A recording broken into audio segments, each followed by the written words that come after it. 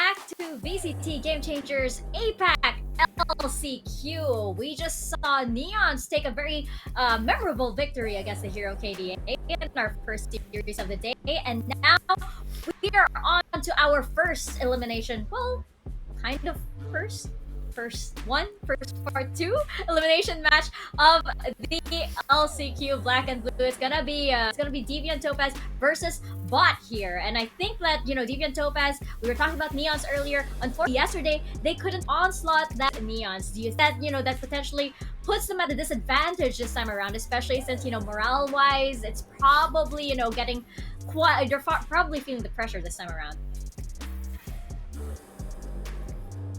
To be fair, there aren't too many teams that can really kind of stop Neon with the way that they're playing right now, but the way I look at this series, I think instead is that it is more akin to what we saw a while ago, where you have a team that has that experience, who has made it to Open 3 in the past, and then on the opposing side here in BOTT, they're the team that doesn't have any experience in terms of, playing this far. They've never made it to a top 8, never made it to a playoffs once more, but the individual players here, you might have seen them in other iterations for this roster. You look at like a player like Capybara, who in the previous outings has also been a very important piece of the puzzle. He was on that point of authority Blossom squad, and having these different pieces from different previous teams, that can give them maybe some sort of edge here when they might be considered the underdogs.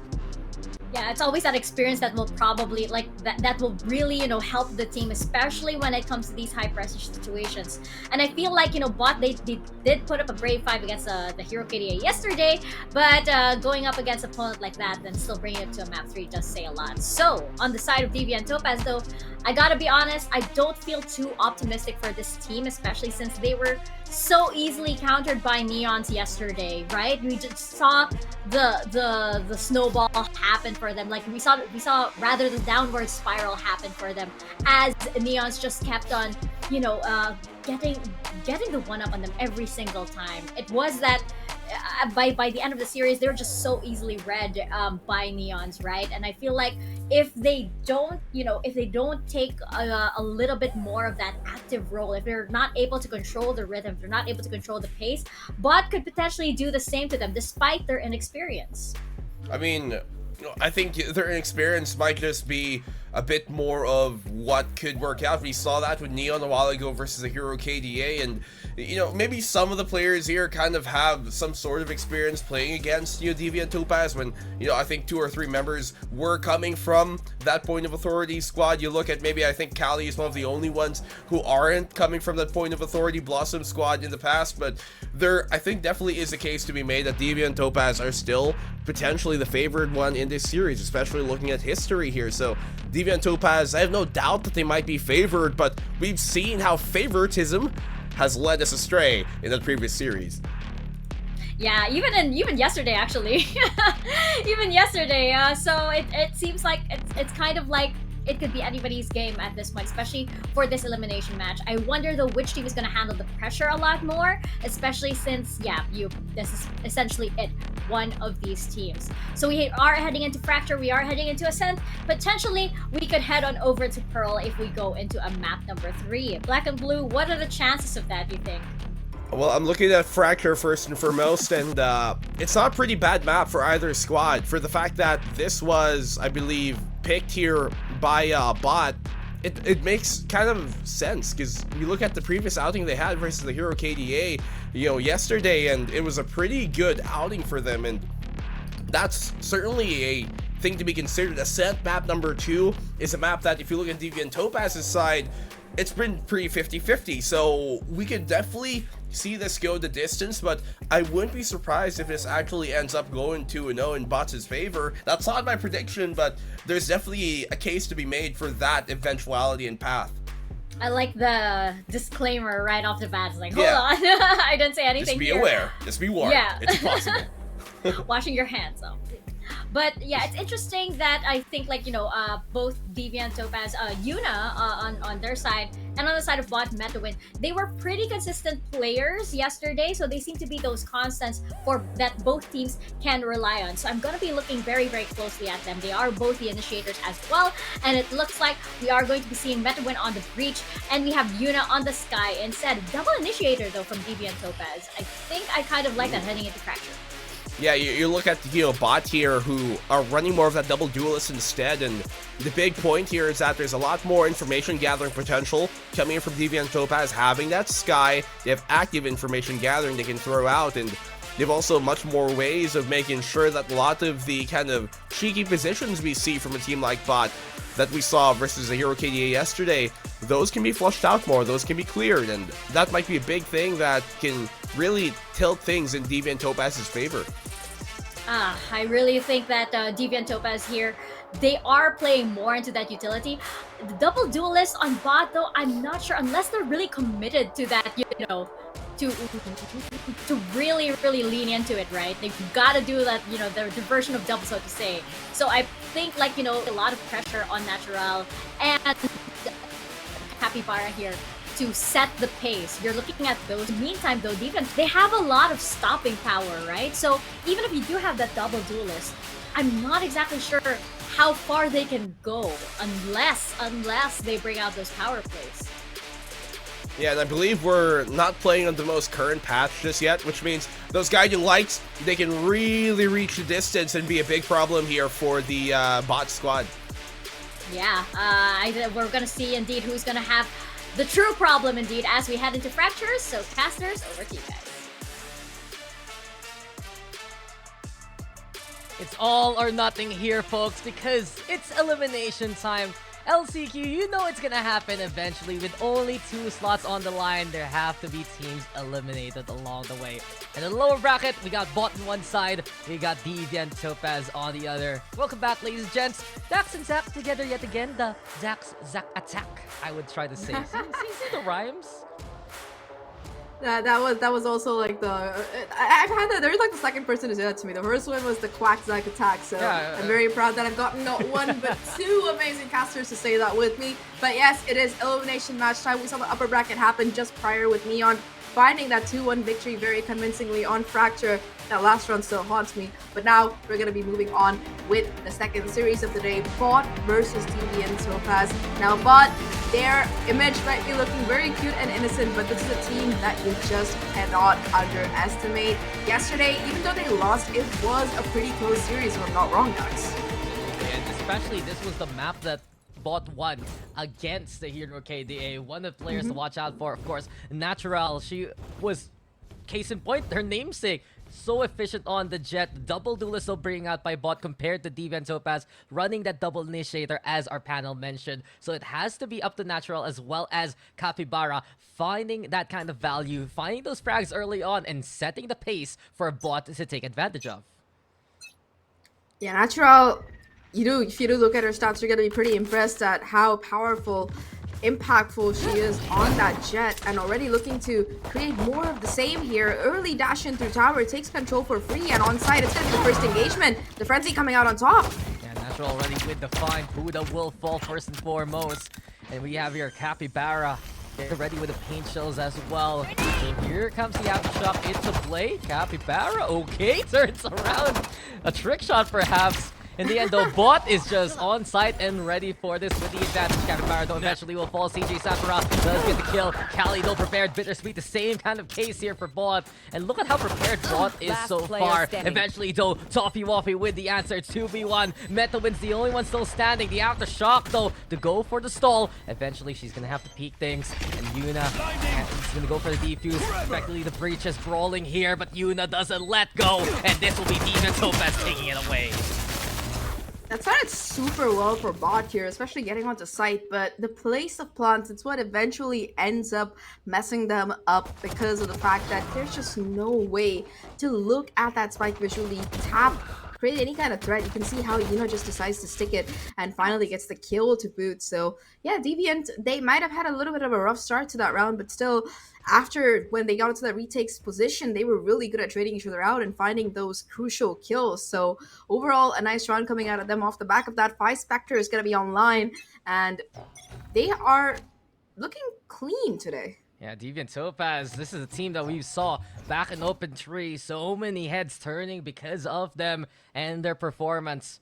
Perhaps here in the lower bracket, recovery after the defeat against the squad has made it all the way to the upper bracket so far, which was Neon's. In the end, though, it's Deviant here, waiting still towards tower, holding with Puda. Never win. Ambitious here. Takes a lot more damage, more so than her opponent. And Spot instead, moving towards side. Puda, though, with the run and gun. Capybara will be shredded to bits. Low HP, though, a struggle so far to survive. Natural will be there to come and collect. And beyond the smoke, it's still Deviant Topaz waiting for any kind of contact. Eventually, spikes planted. The commit is there. Trailblazer in play. Kali, though, going for a surprise kill towards the corner. It still will be an even up with a 2v2. The pistol's doing damage courtesy of BOTT, but eventually Deviant Topaz is on the hunt. Spectre enough to get these final kills, and it's Deviant Topaz who gets the second round.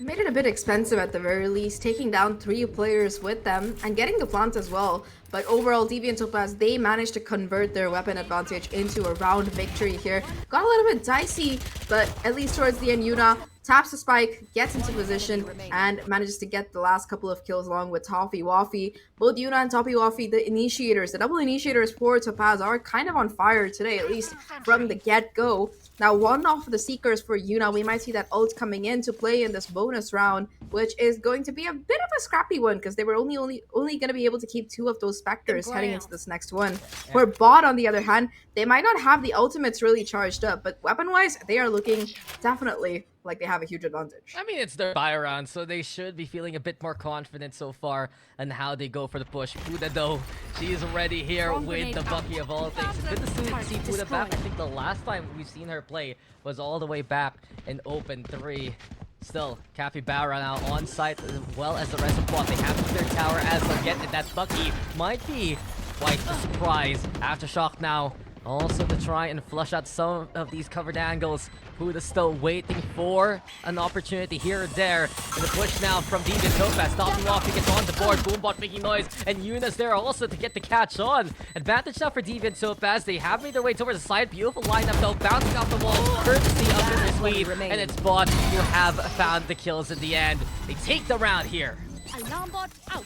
They lose 3 of their players, but yes, they managed to convert their buy round. They're going to be feeling pretty happy about that. Have the orbital strike as well off the back of that. So farming up a couple of these ultimates as well. Really, really nice entry coming in from Natural. Exactly what you want to see from your Jet player. And the rest of the team, their post-plan positioning was almost impeccable. Sure, they lose a couple of players, but all things considered, that's a good round coming in for them. Topaz, though, they weren't idle that round either. They might not have had the gun stacks, but look at how they managed to really charge up these ultimates. We talked about how the Seekers were almost ready to go, but they are also only 2 off of that Orbital Strike and that Rolling Thunder.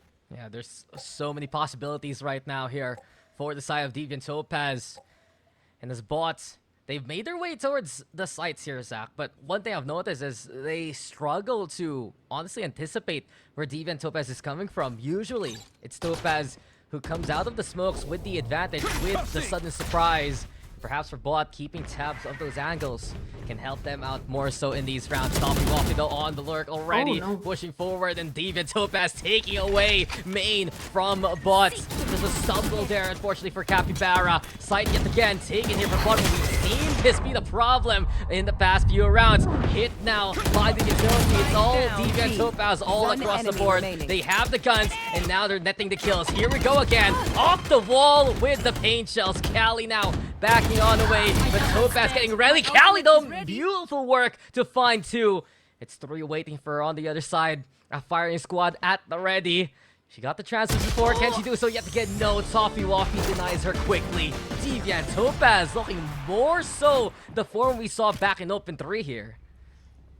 Remember, this is bot's map pick as well, so Topaz being able to find such an early start definitely heralds well for them, and they didn't even need to use any of those ultimates that they had saved up apart from the Seekers. So early Seekers lets them kind of push in the quick flank as well. We saw this in the previous series as well, Dax, like how Fracture really rewards the team that's proactive and aggressive, and how it also is kind of made for those who are very quick to adapt, and Topaz have been excellent at that so far, just being able to surround bot time after time and punish them for taking their time with the round. This time as well, like bot weren't even able to get that spike onto site and put it down. They just got caught between that pincer towards spawn and the backstab. So the way this is going, bot, they're gonna have to really think about how to deal with it, because so far at least Deviant, they're in complete control. Yeah, what impresses me the most is Deviant Topaz is just looking so calm and collected in these past few rounds, Zach, as we're going to go for a bit of a tech pause, because they give up the site. They let bot in to play on the platforms outside the tower, but they still hold the angles. They get more map control instead, playing towards Canteen, playing towards main, and from that point on, they just time things well based on their coordination. Those kind of moments, it just feels like for Deviant Topaz, that's their team ideology, right? That they have this chemistry that they can just play off one another from any kind of angle, and they're really catching out bots in very much so surprising fashions. Catching out would be the best way to say it, because it's just completely caught off guard. Like, you know how you have like these Venus flytraps and they're just like sitting there looking nice and calm, like a cute little plant, and you're like, hey, look, let me go get some nectar, and then boom, the jaws shut. That's exactly how it's been feeling so far over the course of this half. Just the jaws snapping shut on bot every time they try to make a play. And I think the biggest factor of that is map control, right? We talked about it a little before about how Topaz are excelling at finding those empty lanes and pushing all the way through. Bot, on the other hand, they're just kind of playing together as five, and while that's not a bad strategy in a kind of like an eco round or something, it just leaves them with no information, no intel at all. And especially when you're running that double duelist instead, you have to either be extremely quick and take that site right off the bat and push further into it to get some kind of control in that post plan, or you need to have somebody kind of lurking around. And Kali, we've seen her sometimes play that role, at least in yesterday's games, but today so far, it's just been the fight stack sticking together like glue, and it's not going very well. Yeah, it just feels like they're not maximizing enough of the map here so far, whether it be with the double duelist in the front line, whether it be that lurk potential. It seems like there's a finish line for them onto the site of B especially, and then they just stick around and they do get overrun by Deviant Topaz as a response. In the end though, of course, this is just the beginning of this series, and interesting enough, Zach, I have to say that there's a lot of similarities in terms of, I'd say, history for both Deviant Topaz as well as BOTT. Both of these teams have made it to an open playoff stage. For Deviant Topaz, of course, we've mentioned it already, open number 3, the latest one so far. But back then in open 2, maybe if you guys remember a team called Point of Authority Blossom, right? That really forms the core of BOTT right now. They made it to that top 8 as well. They had that chance to play against some of the best teams that we've had all season, all year, who are waiting in elites. So they know what is up for grabs. Given the fact, though, that they're both in the lower bracket, it just is a bit of a heartbreaker for them, but it's that do or die situation that they're effectively accustomed to by this point. Yeah, I think that's pressure, right? You get used to it after playing in so many of these stages, and especially since they made it to the playoffs before, they know exactly what's at stake. That said, though, at least looking at the games throughout this particular tournament, I just feel like Deviant Topaz, they do have kind of the upper hand in the fight. Sure, yesterday it was a 2-0 coming in. It didn't exactly go in their favor. But that said, today they're the kind of team that's very quick to reset, being able to kind of just like push forward through their qualms and everything. And remember, this isn't even their map pick. This is BOTT's map pick, and it's a map that they do fairly well on before. So definitely possible that this could be the case. Further, when you talk about their time as Points of Authority Blossom, these two teams, they faced off already as well. Yep. In that previous tournament, and back then it was Deviant who came out on top, so they already have history on their side. Yeah, it was like a 2-1 standing, and I remember both the last two maps went to overtime just to show how close these two teams are. And now they meet each other in LCQ. They both make it to the top 8. They're fighting for survival. Just another day in the office against familiar foes. But we're back into the action, ladies and gentlemen. Seems like everything is set and ready yet again. BOTT, though, on an eco, unfortunately. They have a few ultimates to work with, keeping an eye on what Natural can do with the blades as well. Get out of my way! Gonna be the only real weapon that they have to work with as well, because like you mentioned, eco round coming in, Natural has got to do some slice and dicing to be able to set up her team for success. Already though, you can see that Deviant, they're a little bit more wary this time. They don't want to be super aggressive, risk losing out on, and it's gonna be a kind of pincer attempt towards this B site with the spike, while Natural kind of tries to do her own thing on A, maybe find a kill or two towards drop. Position-wise, though, nobody's biting. They're just hiding, playing for themselves. Yeah, Deviant Topaz doing such a good job at denying that information. It's effectively what we've seen so far for the past few rounds. Natural does find one. Toffee Waffy dropping down towards Sand, so at least there's a bit of presence implied here by Deviant Topaz. But BOTT, they're still being second-guessing where to go. They're bringing the spike towards the north side of the map. Halls, though, being controlled here by Deviant and Capybara, as well as Cali. It's going to be a bit of a struggle to push this way. Trailblazer also stopping them dead in their tracks. Stun connecting on them to slow them down even more so. And while the paint shells are there, counter from Thub to give the answer and to go for more of the stall. Move over though towards that B side here. Zap met the win, already making her way towards the objective. Smokes yet again. Familiar territory. Time running out even Topaz. They are getting ready to go for the connection, to go for the contact. No. And Natural can't net that kill. Spike though planted. And as soon as it happens, Rolling Thunder into play. Main is taken, and no matter what, it took a while, but we're back to a familiar scenario. This is exactly what's been happening in this past few rounds, and it's netting the same results here for Deviant Topaz. They play from the connector, they play from the main angle, and from this point on, they net those kills 4-1.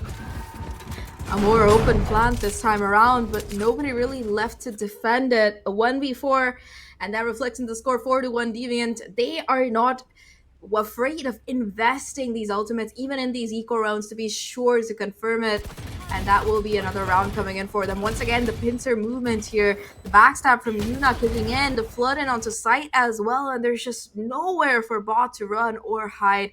Finally going to be a timeout coming in for them. They have their buy again. They have 3 ultimates ready to go. A 4th one just a small orb away.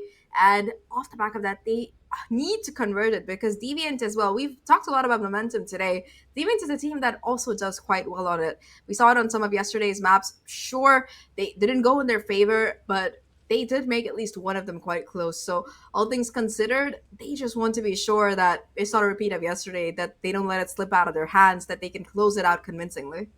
Yeah, I mean, I'm saying here for Deviant Topaz, it's a step up right now from the players. One of the standouts that we saw back in Open 3 was their captain, Toffee Waffy, and she relatively had a quiet series against Neons. Now that she's online alongside what Yuna's doing, what CJ Sakura's doing especially, there is even more firepower that Topaz can work with. And the fact that they're denying that incel, bringing it back to familiar scenarios that they're so accustomed to, it just feels like it's Deviant Topaz manipulating how BOTT is playing around this map. They definitely do control the pace of the game. It's not just that BOTT is hesitating a little bit, kind of trying to feel things out. Deviants are just better at reacting and adapting.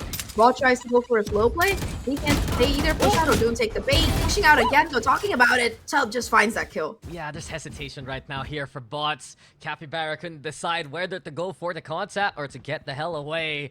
And it's a free pick here for Deviant Topaz. It's a heartbreaker for BOTT because we know how good they can be here on Fracture. You run that double duelist, you need to be able to find a way to push forward. And moving towards the holes right now, it's such a big utility setup here. Dumped by Topaz already awaiting them. Everything the Killjoy has, it's set up courtesy of Puda.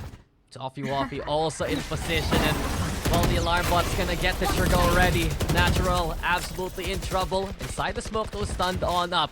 Cover being provided here for BOTT, so at least the cover is, or the cross it will come their way. And BOTT does find Tub. 4v4 for now. Timing is everything, and the orbital strike from CJ Sakura making it even more bad news here for the offense. 3v3, but BOTT looking to play towards her namesake. BOTT getting 3 already, and it's all left to Puda now. BOTT's resiliency in this round. Can they confirm it and get on the board yet again? Puda out in the open. Not checked as of yet. High and low, the setup here for BOTT, and eventually Puda finding Bittersweet. Not the taste that they would like, but BOTT instead will find that glory. 4 for her in a second round for BOTT. That round could have gone so badly, especially with how the timer was ticking down without that spike actually being planted. But despite the rolling thunder, despite the orbital strike, everything that was thrown at these players, BOTT just able to trade out, find these kills, and ensure that the round gets converted. The best part is that they were able to save all of those ults as well. We talked about it in that previous one. The orbital strike, the showstopper, as well as that lockdown going to be online right now. And especially since Capybara was that first player to be taken down, the fact that they have that showstopper heading into this particular round is huge, because it's just going to be the lockdown showstopper possible combination, especially with the players in tower. They're just going to be stuck here. Yeah, showstopper though into play. Natural able to avoid it, and eventually the backstab onto Tub, sinking her along the way. Natural! Well, already you know her name and you know what the play is. It is just absolutely second nature for her. But the judge for Puda, how is she still alive with 1 HP? Classic in hand, but BOTT will eventually chase her down. Toffee Waffy, the only one still standing. Not the best buy for DV anyway. And there's the spot. Toffee Waffy with the Bucky. Hello. It's 1v2 now. The flash into play. Gets the spot onto Bittersweet, but can't find the action from. Eventually catches the head. It's 1v1 now. And Toffee Waffy, the captain at the ready. Woo! She sets the example. And she sets up DV for success. This is what we expect from her. 5 now here for Deviant Topaz.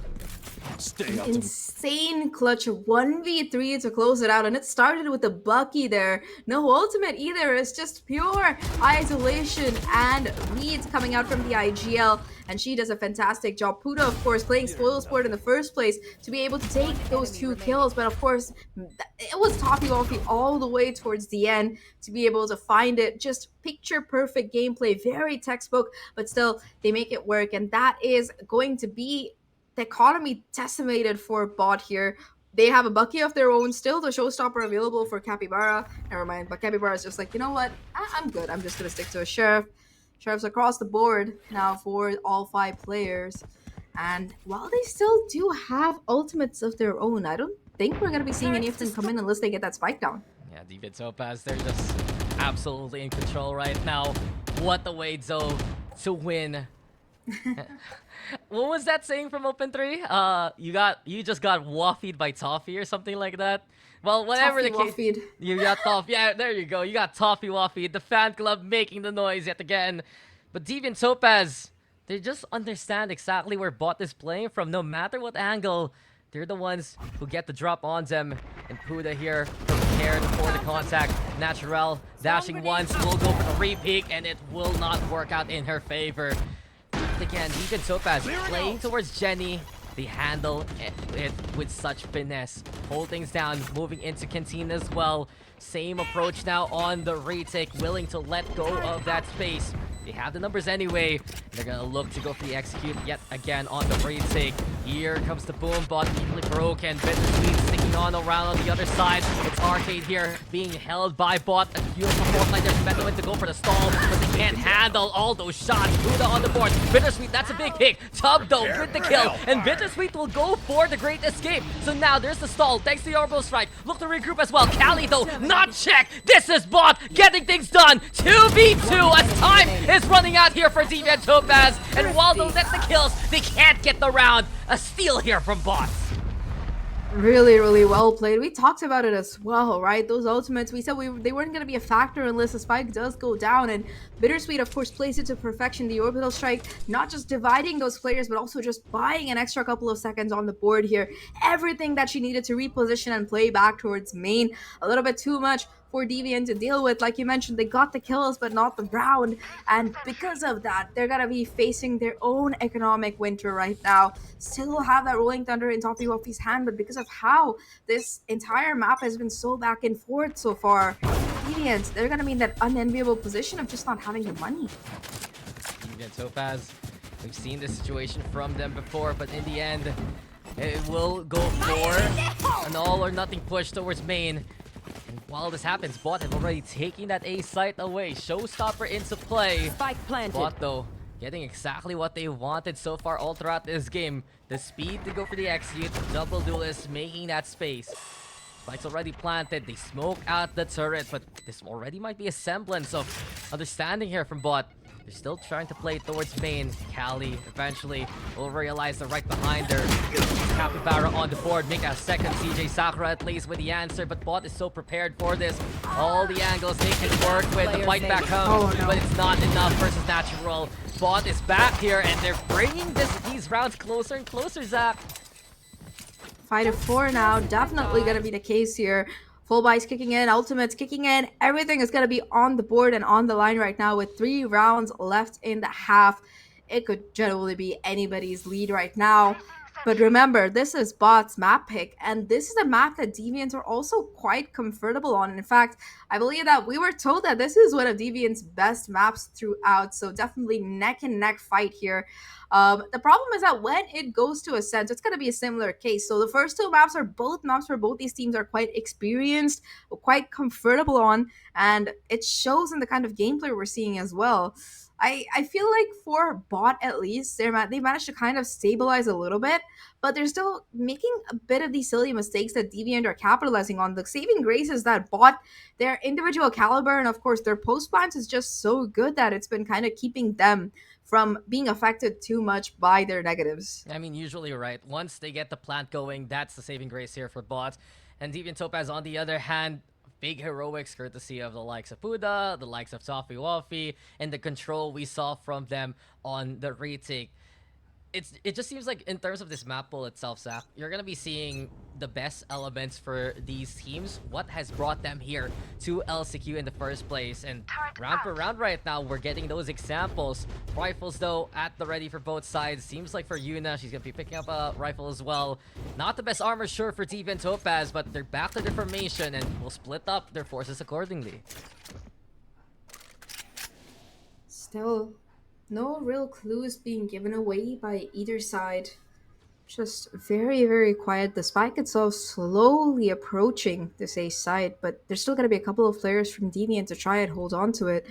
In particular, Toffee Waffy, the first point of contact gets spotted out. Utility comes in, and that's the execute running in.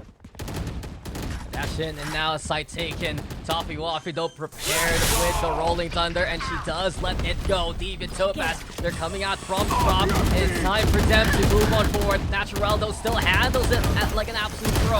Bittersweet on the board as well. It is BOTT with the advantage so far. 4v2 as Spike looks to get planted.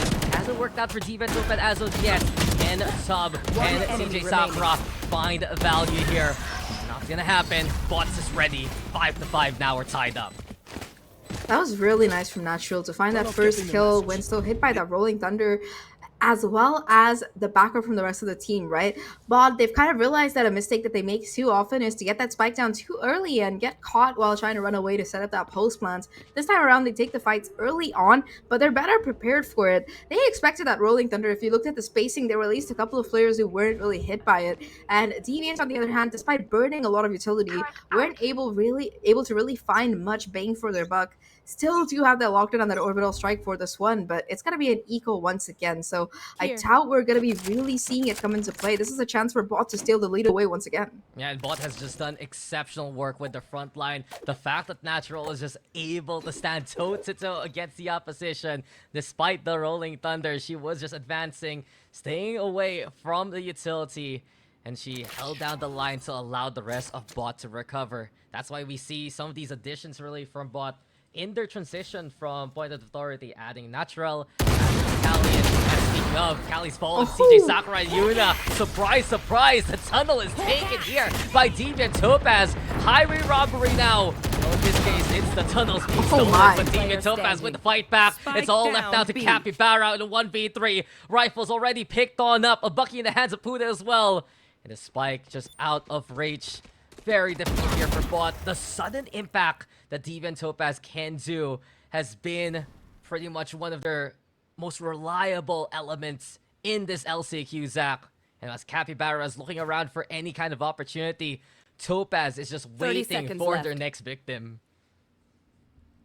It seemed like BOTT didn't really expect that early on push coming through Arcade, but they don't miss their shots, and now they'll be getting a final one as well to close out that Thrifty. We talked about how those ultimates could come into play here, but it seems like they didn't even need it. In fact, they're just going to be able to get it off the back of those Sheriffs. And that was just the read, right? They knew that Kali had that lockdown available. They knew that it was going to be under this B site most likely. So the early push, they try to take that ground away and are rewarded for it so well by that proactive play. Really incredible read and round coming out, and that's just a toffee waffy call most likely, not just the clutch queen of the team. It's also just a reader, and that round she read them like a book. Absolutely, seems like she's writing these pages as well. And you mentioned it, Zach. Deviant Topaz, I think that's one of the biggest reasons right now of their success. Should run. The calls round for round helping them out in the pinch. BOTT as well, of course. Metawin has been able to step up to the plate. And now as we get the lockdown now, that's the play they've been looking for in the last round. But oh my god! Hello? Yes, Fuda, welcome back, okay? Capybara immediately stunned there through the smoke even. And while BOTT gets the site, it's advantage here for Deviant Topaz.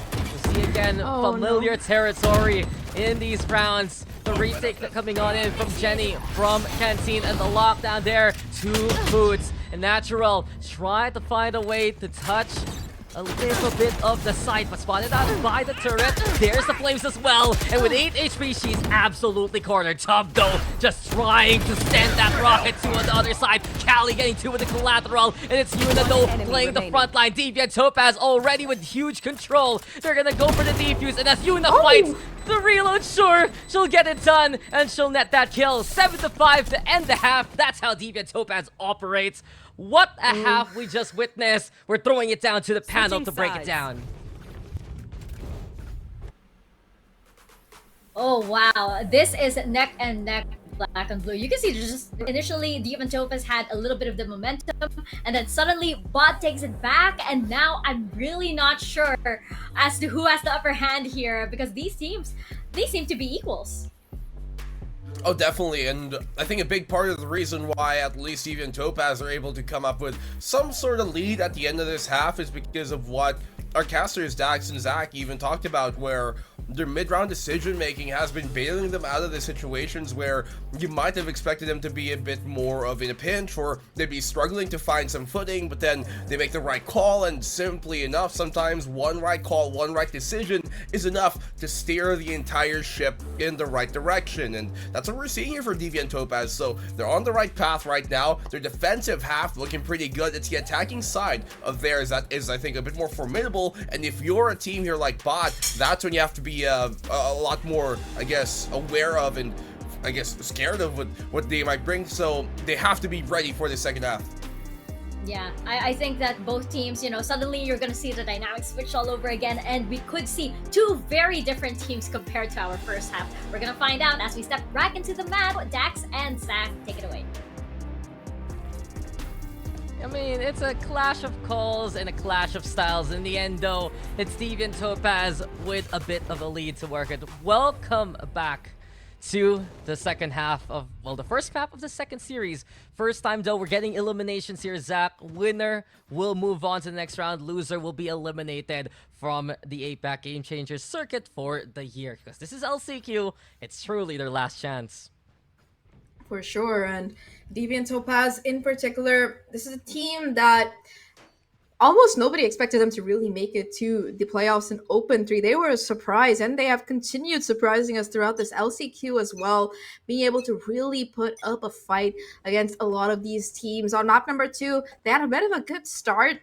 you did see some stabilization from BOTT in the middle, but overall Deviant, they have come prepared, and remember, this isn't even their map pick, so if they can close it out, that's going to be a little less pressure that they have to face on Ascent, because Ascent is a map which BOTT is also quite good on. Now, between these two teams, Deviant, they do have the advantage history-wise, but in this pistol, they're taking it so slow. They're not really giving away any kills. Take the orb. They play for the orbs. That's another thing I like about this team. And now they're looking towards this B site. I mean, even Topaz, they're trying to cut a bit of that noise before they go for the execute. Eventually, Angels plus the fault line crossing through the Nano Swarm. Tub has no fear. It's dangerous though, as Cali still has that tower take. Already gonna get cornered from both sides. Buddha on the board. CJ Sakura with the overrun as well. And Deviant Topaz applying some well-placed pressure versus BOTT. 5v3 immediately. Toffee Waffy going back towards main to check out the flank. But while this happens, BOTT trying to regroup towards Jenny. Capybara and One enemy together remaining. to get one, but that's all they get so far. All left now to Capybara. It's a 1v4, and you can see the difficulty here for BOTT. Deviant Topaz so sure of what to do. A quick spike plant and a quick push even to take tower away. From that point on, they're just in control here, Zach. And as time is running on out, it's already looking to be sealed by Deviant Topaz. They'll leave Capybara to her own devices. Yeah, they've gotten the round, and once that spike goes down, they just say, "Thou shall not pass," as BOTT tries to get back onto the site. No hope for them, though, and Cappy might be the one to go down to the spike instead of the player, but that will still be the 8th round for Deviant, who look to be in control in this particular attacking half. I think that in particular, Deviant, their team, that while they only do have one duelist, they do have that double initiator for some extra information. So they can really set Tub up for success off the back of just that.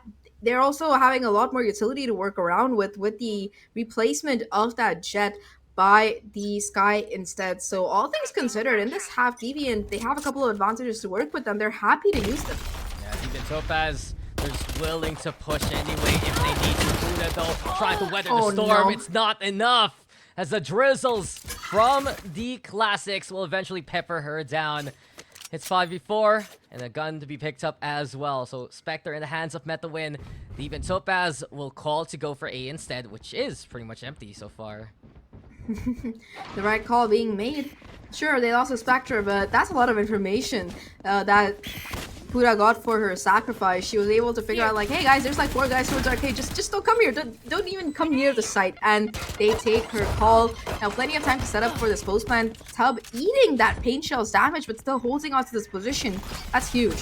Yeah, Tub is one of the most fearless duelists we have here. Oh and my Tub, God. absolute value with the boom bots. You call it the Roomba sometimes, and it cleans up nicely towards rope. Stain, though, by the opposition. MetaWin now with the swing, but he's the only one still standing, and CJ Sakura will prevent any more casualties. I guess that's what brings in the boom and boom bot, Zach. That's definitely a boom, alright. We got a replay of it too. Oh my god. I like how Capybara's body just goes flying in the air, like, oh.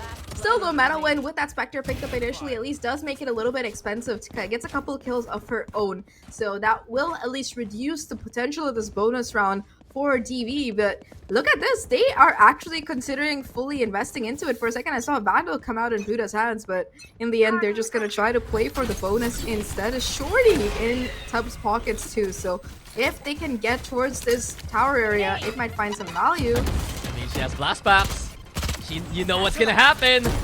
It's time to just go W, but unfortunately for her, she will just go to the corner instead. Capybara gonna stifle that push. It's looking likely for MetaWin to get to there. And as Buddha will make the trade happen, damage has been done by the defense of BOTT, keeping Deviant Topaz contained, not just one, but in 2 angles so far towards this B site.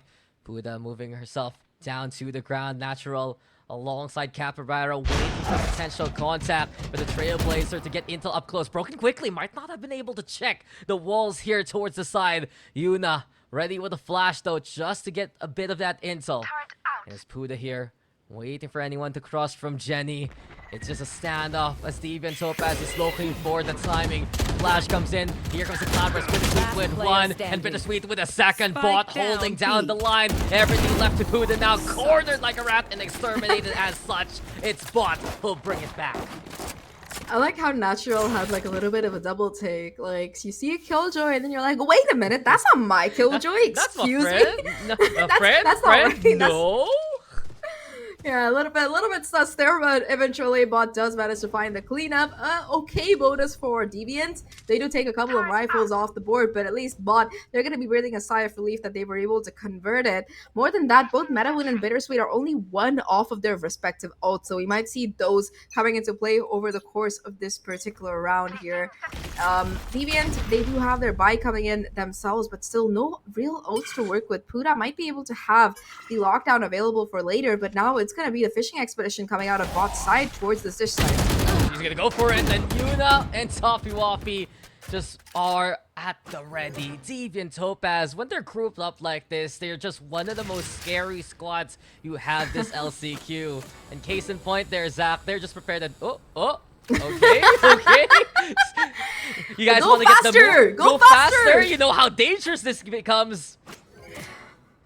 Yes, go faster or you might go boom. Anyways.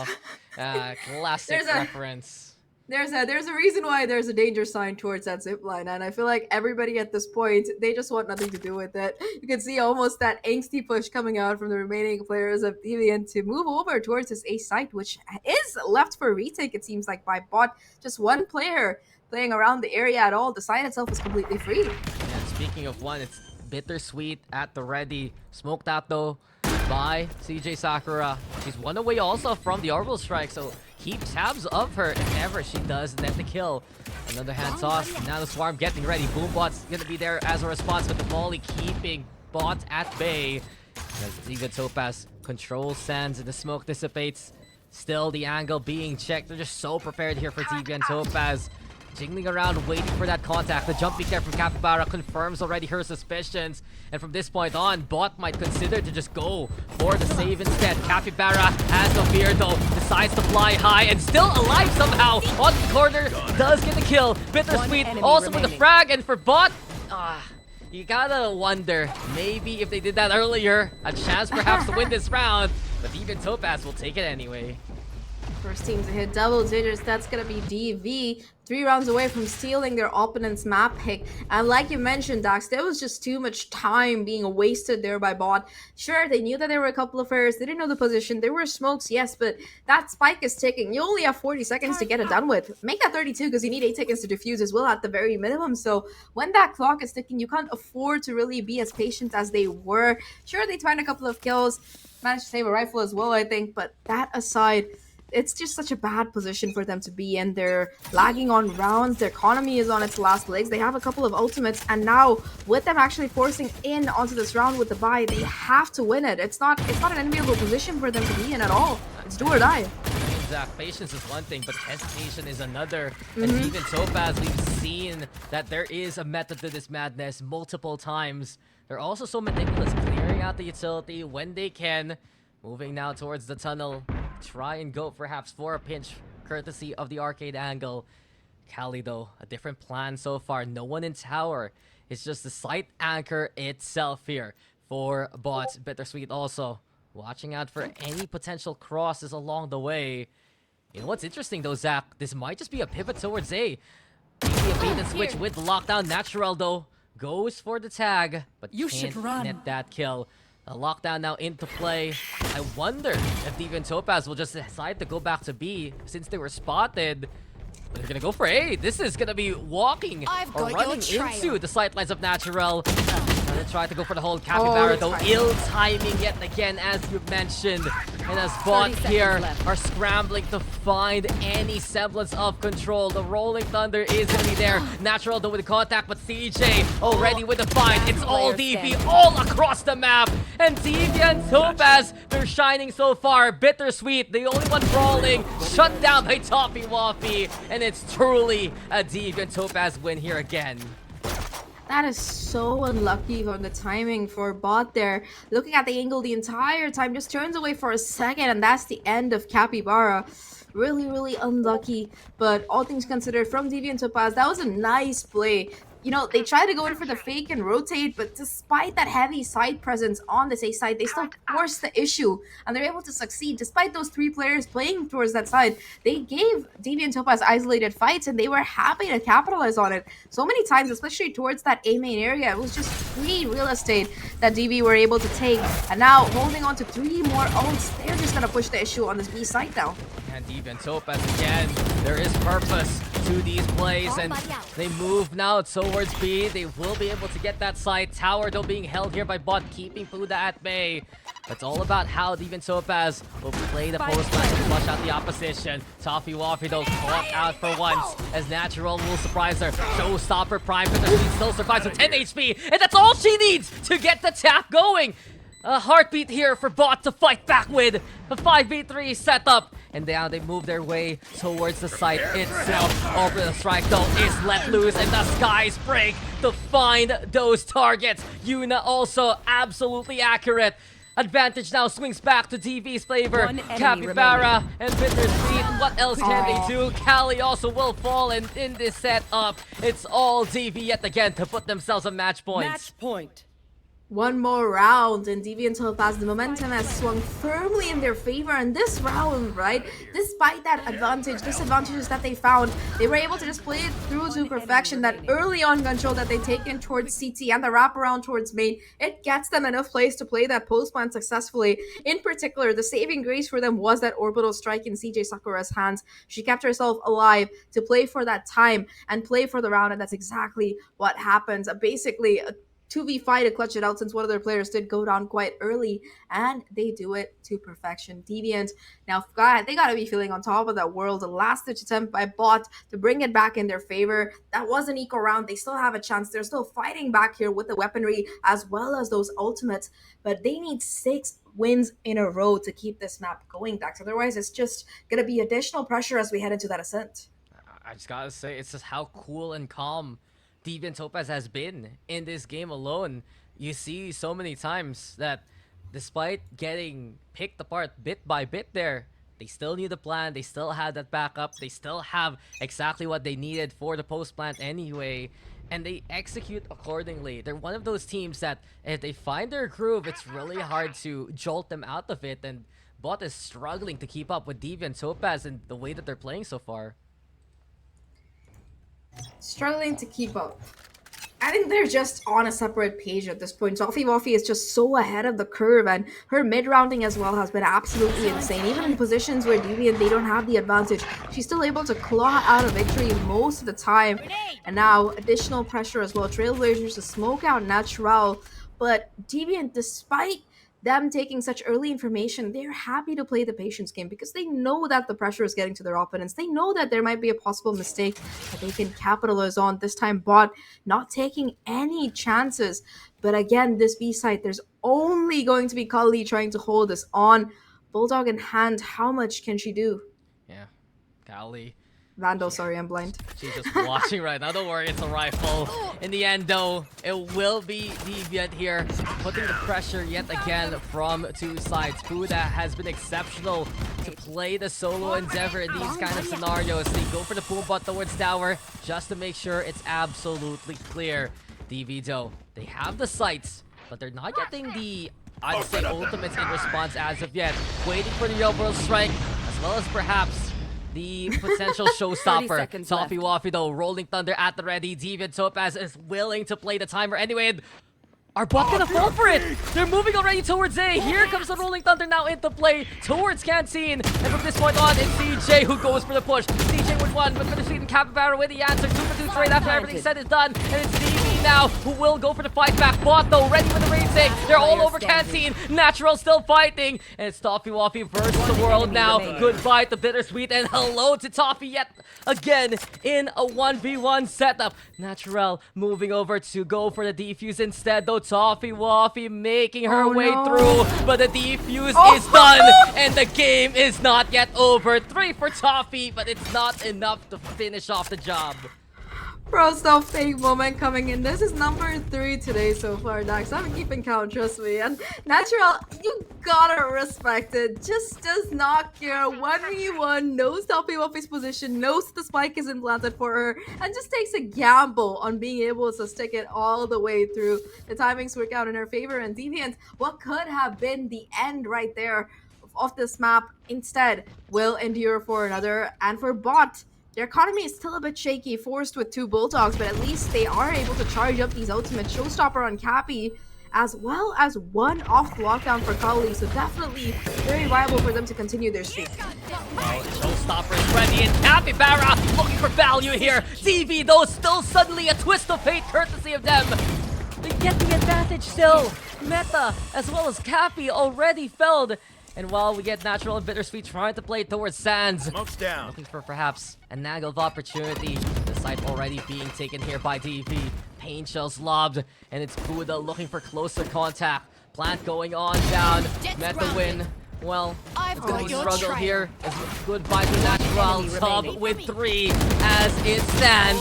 It will be DV with the victory. It felt like the writing was on the wall there, Zach. Like, even in the last round prior to it, they just got a defuse for bots.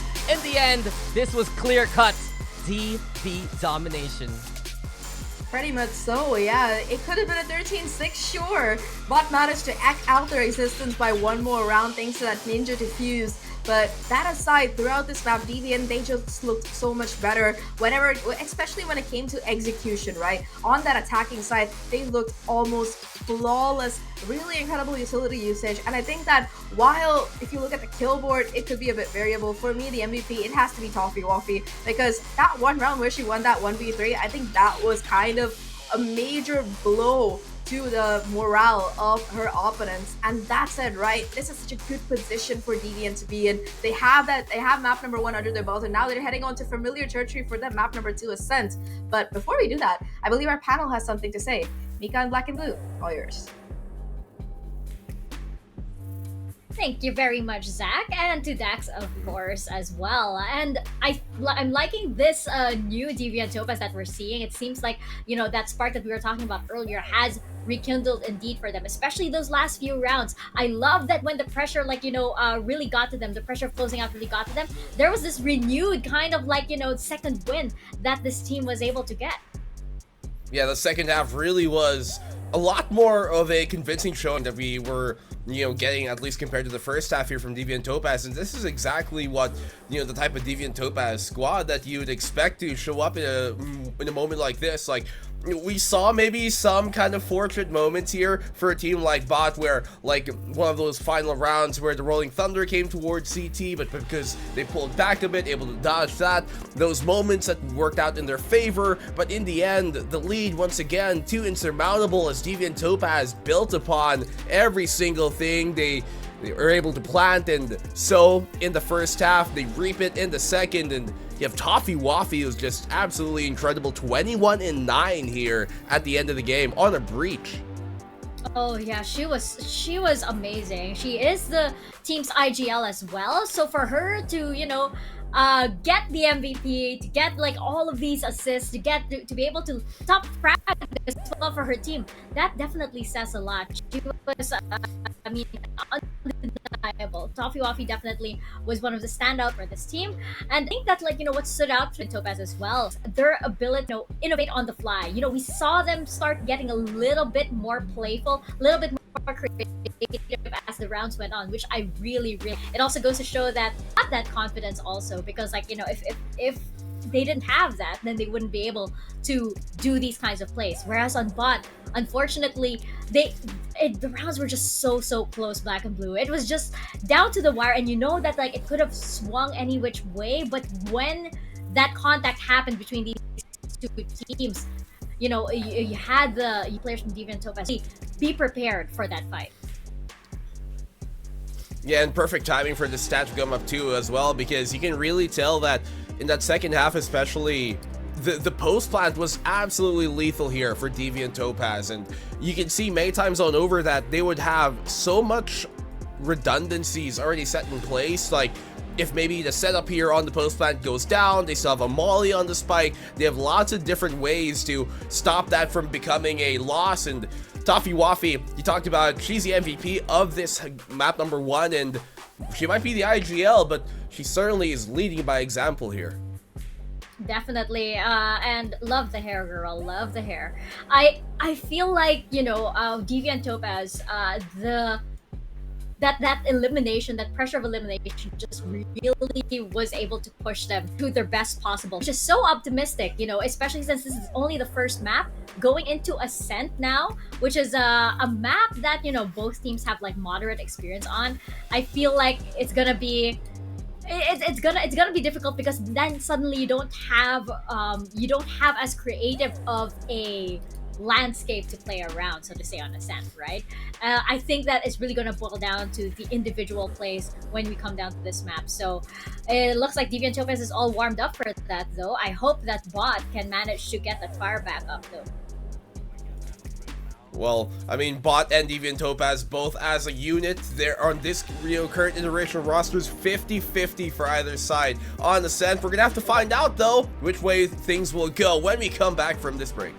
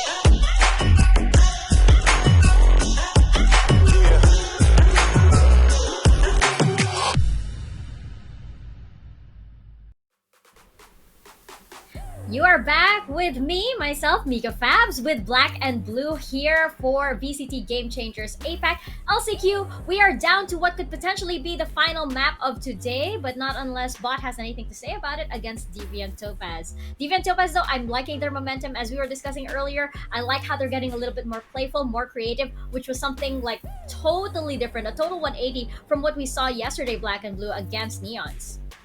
Yeah, and I mean, the way that we're finally seeing Deviant Topaz fulfilling, I guess, the expectations of what teams thought they would be like compared to what they were yesterday. It's a real big thing to get that confidence going in their wings, especially looking at how they're in the lower bracket right now. And for one of the teams to have that history of making it into a top 8, you know, during Open 3, that's definitely not the start that they were expecting, but Ascent here could be where they secure this series. I'm looking at the way they kind of built their composition in the past when it comes to Ascent, and you can see some stylistical things that might match up pretty well here, at least on Ascent. You see the Sky typically from BOTT when it comes to a map like Ascent, but the KO could be a big thing to shut all those plans down if it comes to it, coming from Deviant Topaz.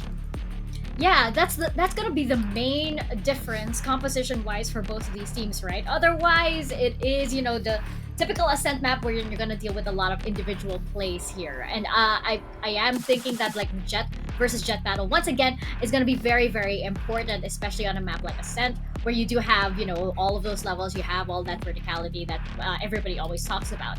And I'm thinking that, you know, especially with like, you know, an IGL like Coffee Waffy, we saw an amazing performance from her in the previous map.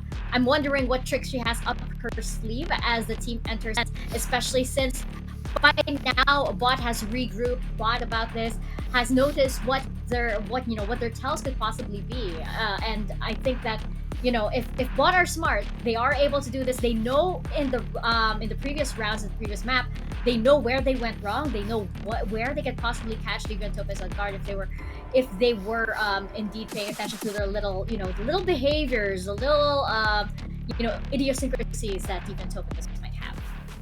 Funnily enough, on the map here like Ascent, Toffee Waffy typically swaps back to the Sentinel, where we've kind of come accustomed to seeing her, so she might even have a better performance here coming into map number 2. Who knows? It's typically Yuna and Yu-Chan who move on over to those initiating roles when it comes to Ascent itself, but I mean, we saw her lead by example the last time around. I want to see other members here, though, coming from Deviant Topaz, stepping up to that same park and plate as well, as I talked about Yuna and Yu-Chan as well. Not exactly the most, I guess, explosive game from them during map number 1. They didn't need it, but I think on Ascent it's going to be a different story here. When we look at BOTT and how they played their Ascent in the past, that Sky of theirs, the way that they played against the Hero KDA, it was a problem for the Hero KDA for quite a while, and that's meta win on it. So we might expect her to be once more a menace here. That might surprise them, but never mind. They swap meta win back onto the Sentinel. In this case, they don't have her on that Sky, and they run a double duelist comp this time around with Capybara on the Raze and Natural on the Jet. I don't know the last time I saw a double duelist set up on Ascent. It's certainly uncommon, of course. You usually see, you know, the lineup that Deviant Topaz has, you know, that's kind of like everybody's default, right? This is very interesting, and I kind of want it to work, but we're gonna see. Again, Natural and Capybara, we saw them earlier. Like, they did have those rounds, you know, that they did win, but unfortunately on my end, I don't think it was because of the push that Natural and Capybara were able to do. So I think it was more of, like, you know, plays that came out from MetaWin or Bittersweet. Yeah, I mean, in this type of case, though, you have to wonder if trying this new composition, new plan out this late, is it really the best idea? Have they practiced this enough, or is this kind of just like a one-off showing from them that we might see work out somehow? Ugh, I don't know. I think we're both feeling a little uneasy about this, but at the same time excited to see it. I mean, if it works, then great, right? We're gonna see if it indeed does work. Toss it on over to our... Well, this is interesting. Double duelist brought out by BOTT when they're at the brink of elimination. On the other hand, Deviant Topaz, a few small adjustments here and there as well. Same comp, perhaps a few different agents being played by certain players. In the end though, welcome back ladies and gents, and Deviant Topaz continue on with their wins as well as move on to the next round in the lower bracket, or will we see BOTT bring it back to a decider? I'm Dax here with Zach, and you know my usual question for you, Zach, expectations right now, because I feel like this Ascent pick from the side of Deviant Topaz, there is a reason for it. Yeah, it's definitely one of the maps that they are pretty good on. They have a pretty 50-50 performance stat-wise, but it's one of their most played maps, so they definitely have that practice heading into this particular one. For BOTT as well, though, this could be considered one of their top maps, so definitely a case to be made for both of these teams here. If Deviant can steal away Fracture, why can't BOTT steal away this particular one?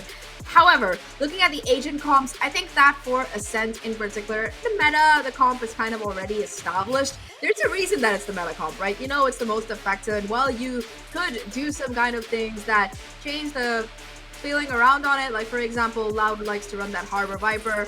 You know, you can change things around. The meta comp, it works for a good reason. And that double duelist in particular, right? It didn't seem to have the best impact as we've seen it come out over the course of the rest of the tournament. So it's going to take a lot of synergy between the duelists, something that was kind of missing on that map number 1 for it to really work. However, that said, I'm not completely pessimistic. I believe that if that could be unlocked properly, harnessed well, BOTT might be able to push us through a map 3. But so far, looking at everything, I gotta say, Deviant, they have my vote. I mean, I'm gonna go with BOTT having, I guess, historical advantage on this map so far. Truthfully, for Deviant Topaz, this is one of the maps they struggled in back in Open 3. Couldn't win twice there out of the 2 times that they played it. They've recovered really well, though, here in LCQ, winning 3 out of the 4 times that they played it so far. And one thing to take note, if I remember correctly, the last time I saw Deviant Topaz play this map, it wasn't Toffee Waffy on the Sova. She was on the Killjoy instead, with Puda back at the roster. She's the one taking the KJ duty, and maybe that small shift, will it be enough for Deviant Topaz to edge ahead, or will BOTT finally make the natural Capybara connection work in this series? I just think it could genuinely go either way at this point. That said, though, Capybara didn't have the greatest game on Fracture on the same role, so it's going to be a little bit of an uphill battle. On the other side, I think that every single player for the side of Deviant Topaz is kind of firing on all cylinders. Selva as well was able to find a lot of those crucial openers, was able to create a lot of space, so she's doing quite well in that solo duelist spot.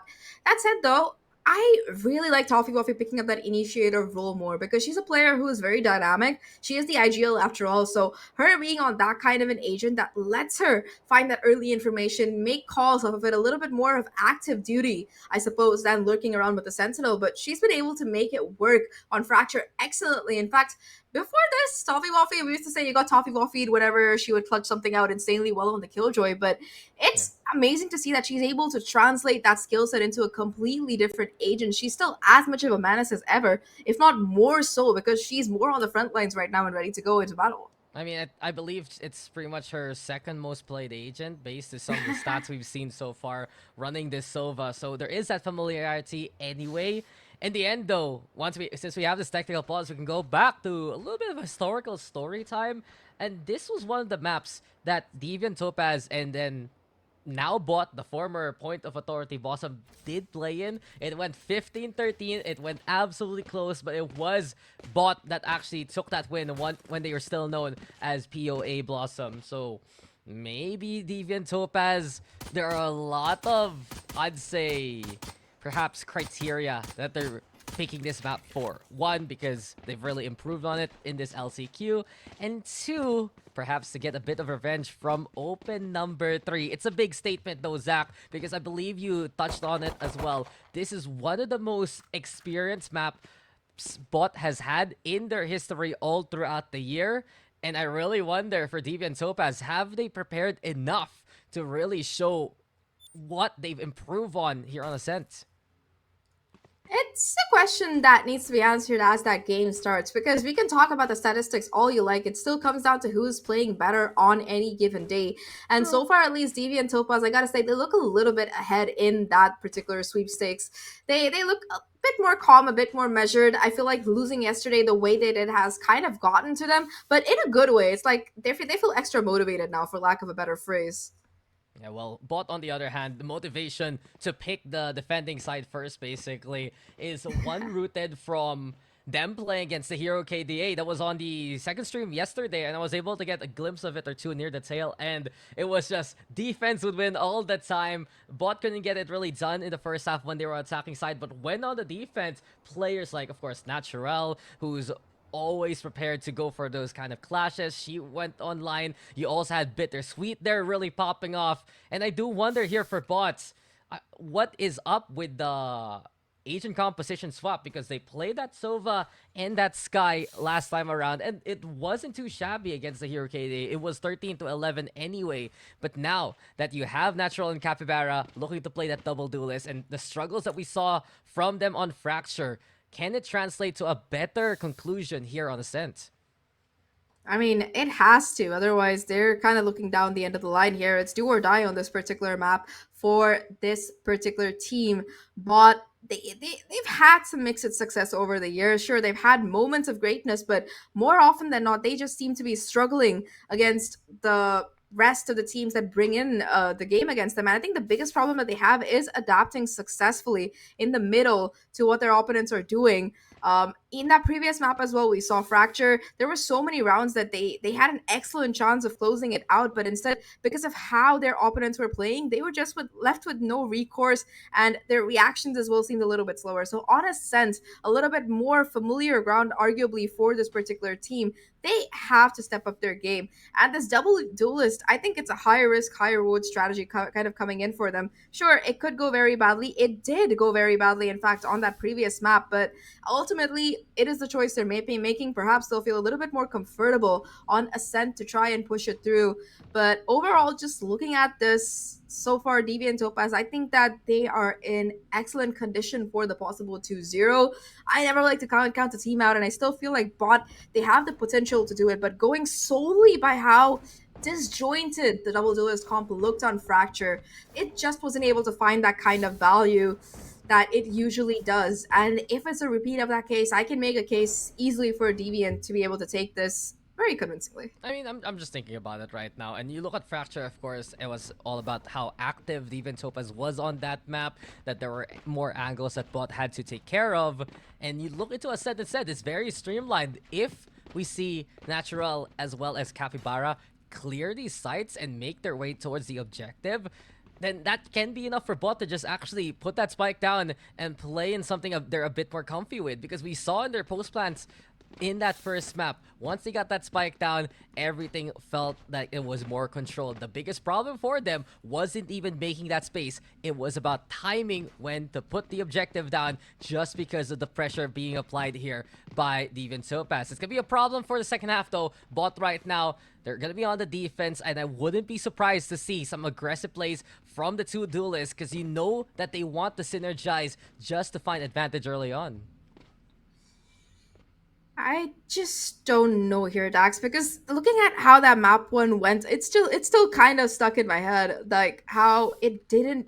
It felt like they could have just had so much more of an impact if they did go in for any other agent pick apart from that double duelist. In particular, Capybara, so many rounds you saw her not really getting the value you'd expect out of that raise kit. So I'm just a bit cynical here after watching that particular one. But for BOTT, it's just a lot of weight on their shoulders. Not only is it a map too that they have to win. They have to win it against their opponents who chose it, who have arguably a lot of advantages going into it against the most meta comp ever. And Natural and Capybara, Natural was able to find a lot of openings in that first one, but Capybara, on the other hand, it was a very, very quiet map one that we saw from this particular player. So it's going to be even more difficult for her to kind of come swing back into this. But finally, we're going to be done with our technical break podcast. We're going to be heading back into the game here. And for the side of BOTT, they are playing this aggressively for information, at least on the safe side. I mean, they were pivoting for it already. They were trying to angle at it while we were in the tech pause. All I have to wonder though here, Zach, is when you said quiet for Capybara, through my head it was like, what sound does a capybara even make? I wouldn't know. But anyway, into the game we go. And it's Capybara looking to go for a quick contact. CJ though will fall first and foremost. Capybara drawing first blood. And while this happens, Top dashing on forward. Deviant Topaz coming out from 2 angles. And the split approach towards A surprises Spot immensely. Huda on the board. And this should be a plan for Deviant already. Placing swamp Keep the numbers as well. 4v2 situation, and they set up for that post plan. Both the players from bot kind of late as they get onto site, and with that door closing as well, that's going to be an even additional obstacle that they have to try and get through. They just want to try to stick together and trade out, but numbers firmly in favor of TV. DV's just so prepared for this tree area here for bot, trying to play front guard especially, but Huda with a shutdown onto bots. Oof. And Deviant Topaz, they've called it already. Victory for them to start off the first, or rather the second map. Incredible first round they're coming out of them. Despite that early aggression from Cappy, who was able to find a kill, it just wasn't enough heading into it because Deviant, they were so quick to regroup, trade, and take the side off the back of that. It's like, you know, a little bit, it's like if you poke a snake with a stick, you know, and you're like, this isn't doing anything, and suddenly it just rears up in your face and kind of goes for a giant bite. That's how that entire round felt for bot, at least. Why would you do it, Zach? Do you want to tell us something, what you do in your downtime? I sleep and I play Valorant, as you can see. I don't have a life.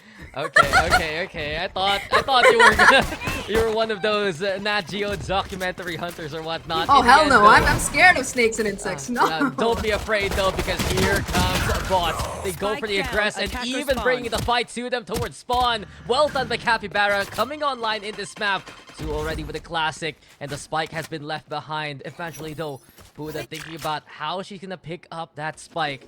Bot though, still playing as a group, leaving that spike behind for Deviant to try and at least take it back. Crossing through to the opposite end. Sub going for that contact, keeping them away with the Spectre. Eventually though, Deviant Topaz, the transit of the spike, will make their way towards B.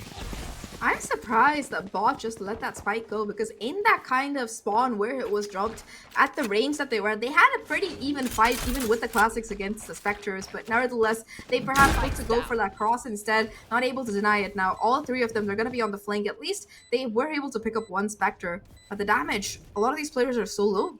Yeah, Tub is here though, prepared yet again. Goes for the dart first and foremost, still gets scanned anyway. And Bot now looking to go for the swings. They have Bittersweet though, ready with the Spectre. Gets scanned on out. And eventually, it will be Capybara to fall first and foremost. Bittersweet though, with at least the trade.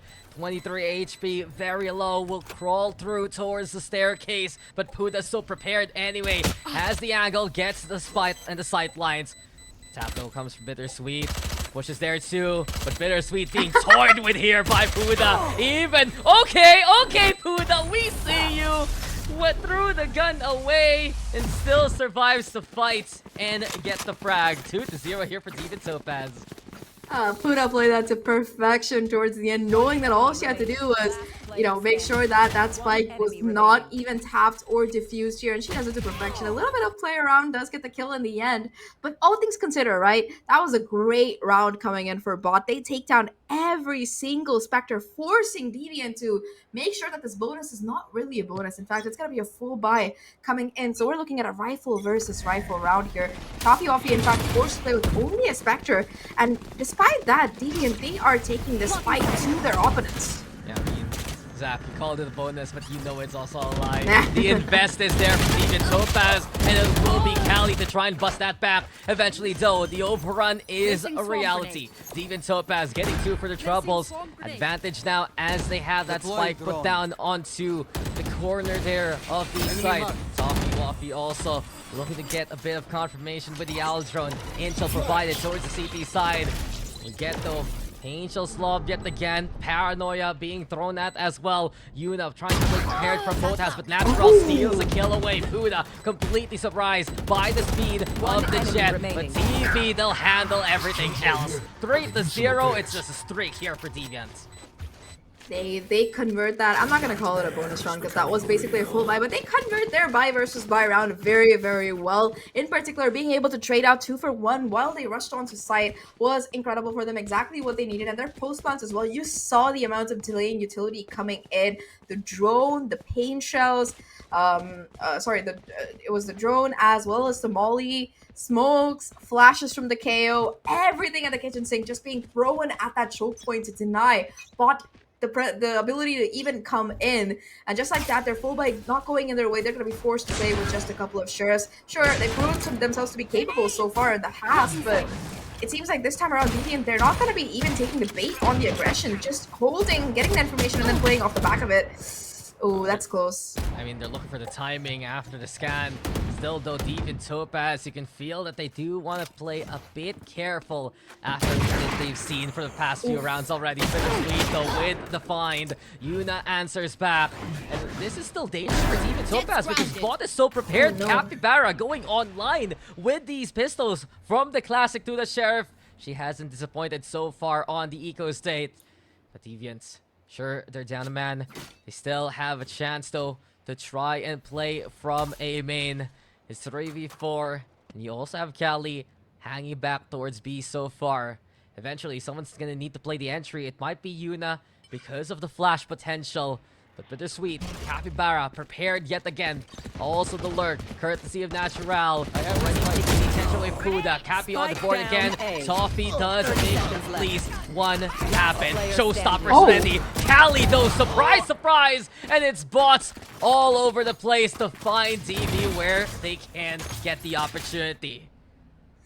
Really, really nice shots coming in, and in particular, when you don't have the weapons, you want to take the fight up close and personal, and that's exactly what BOTT excel at doing in these kind of scrappy rounds here. You saw the quick push down towards mid, the awareness that all these players were towards A main, and yeah, they invested the showstopper. Even if that particular ultimate didn't find a kill, it was enough to bait these players out of their positions, and off the back of that, it was a round that BOTT did not let slip out of their hands this time around. Deviant, they lose it, and now they're going to be in an eco of their own. 3 ultimates to work with, but no Blade Storm for Tubbs, so not much in the way of weaponry. The nice thing is, we just saw what Sheriffs could do, so they're not entirely without hope. That's already going to be gone as Natural will find the lurk. While this happens, though, the side take looking possible here for Deep in Topaz as BOTT is playing Keep Away instead. The Owl Drone, though, searching for a target or two. CJ can't get the plant going as of yet. Pressure being applied to Capybara truly is looking to collect these kills. Cappy with a second. And well, she gets all 4 that are left. A flawless win for BOTT. Just authority there, truly. Finally, we talked about how Cappy wasn't having a great game 1, but she's back at the vengeance for game number 2. She used her showstopper last round and already has half of it back online. A testament to how online in particular she's feeling. And this double duo setup, it really lets BOTT kind of play the waters here, go all the way around the map, get that aggressive early presence, and walk away with a couple of kills. For Deviant Topaz, despite that last round being an eco, still Puda not going to have enough money for an actual rifle. They do have a lot of ults though, in particular that null command from Yuna. It might be enough to really try and make the side. They're going to be going fast and heavy into this A side. It's time to go for the push. Stop getting primed with the dash as well. And now they look to leap towards Jenny. CJ though finding Natural to begin with. And a beautiful kill to begin this push here for Deviant Topaz. Planting towards the dice though. It's Bittersweet now. And Cali towards the high ground. Breaking the door here for BOTT to find even more angles to work with. Scan comes on in. Tub found alongside one more. Capybara still seeking and searching. And she's just on the roll to pass you around. Victimized though, it's gonna be meta. CJ Sakura! Absolutely in full bloom here. 3 for her already. Looking for more targets from the high ground. The dart is gonna be into play. Broken quickly. But you already know Deviant Topaz has a good handle on things. Tub is ready. And Tub will be set to collect. It's now Deviant Topaz bringing it back. Nice discipline coming out of CJ Sakura there to, even though it looked like she was baiting her teammate a little bit, just the fact that she was able to hide her position for so long, despite that boombot coming out, MetaWin doesn't wait to peek out and immediately gonna be punished there. Free 1v1s that both Tub as well as CJ Sakura are quick to capitalize on to find those kills. And the only ultimate that they really used was that null command, which means that this lockdown as well as the Hunter's Fury that Toffee was able to find in that round are going to be carried over. Though for bot side, they're finally going to be investing in that operator. Natural, that's a huge opener. Yeah, well, immediate returns with that investment.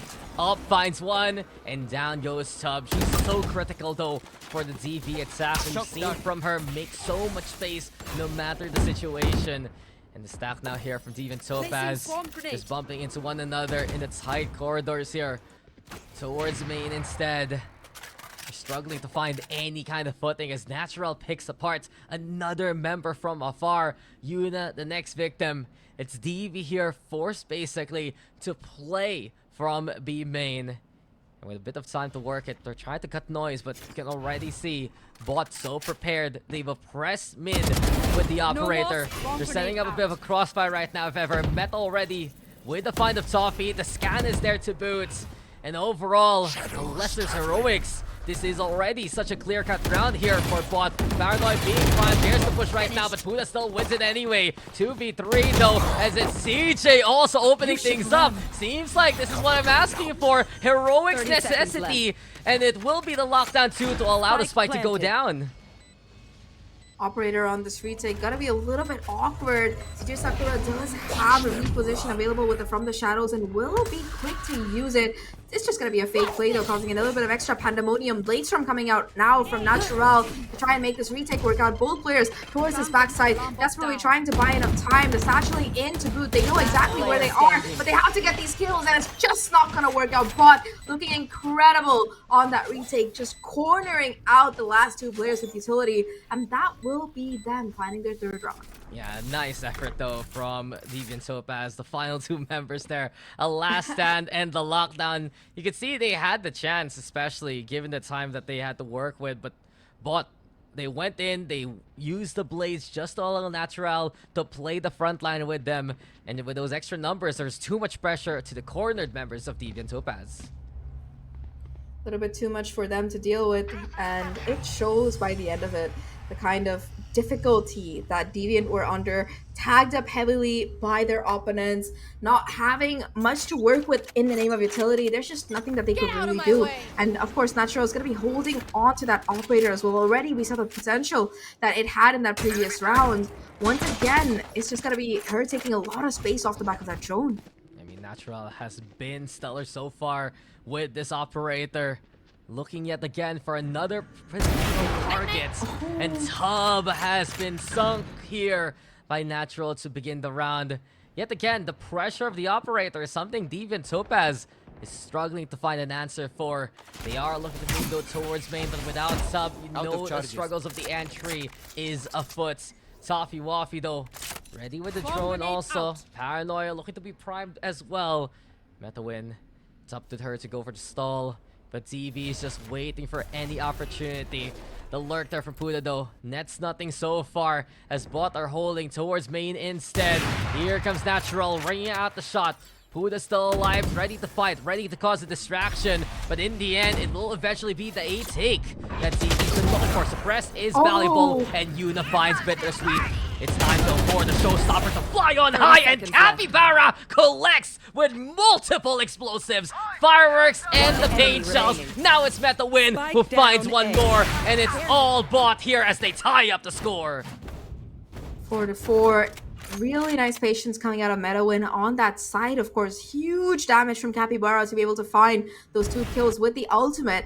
But more than that, this is what we talked about as being a factor, right? The fact that these double duelists, they need to put up the numbers, they need to perform. And so far on this map, they are excelling on it. In particular, the damage being done off the Raze utility has been consistent throughout this game.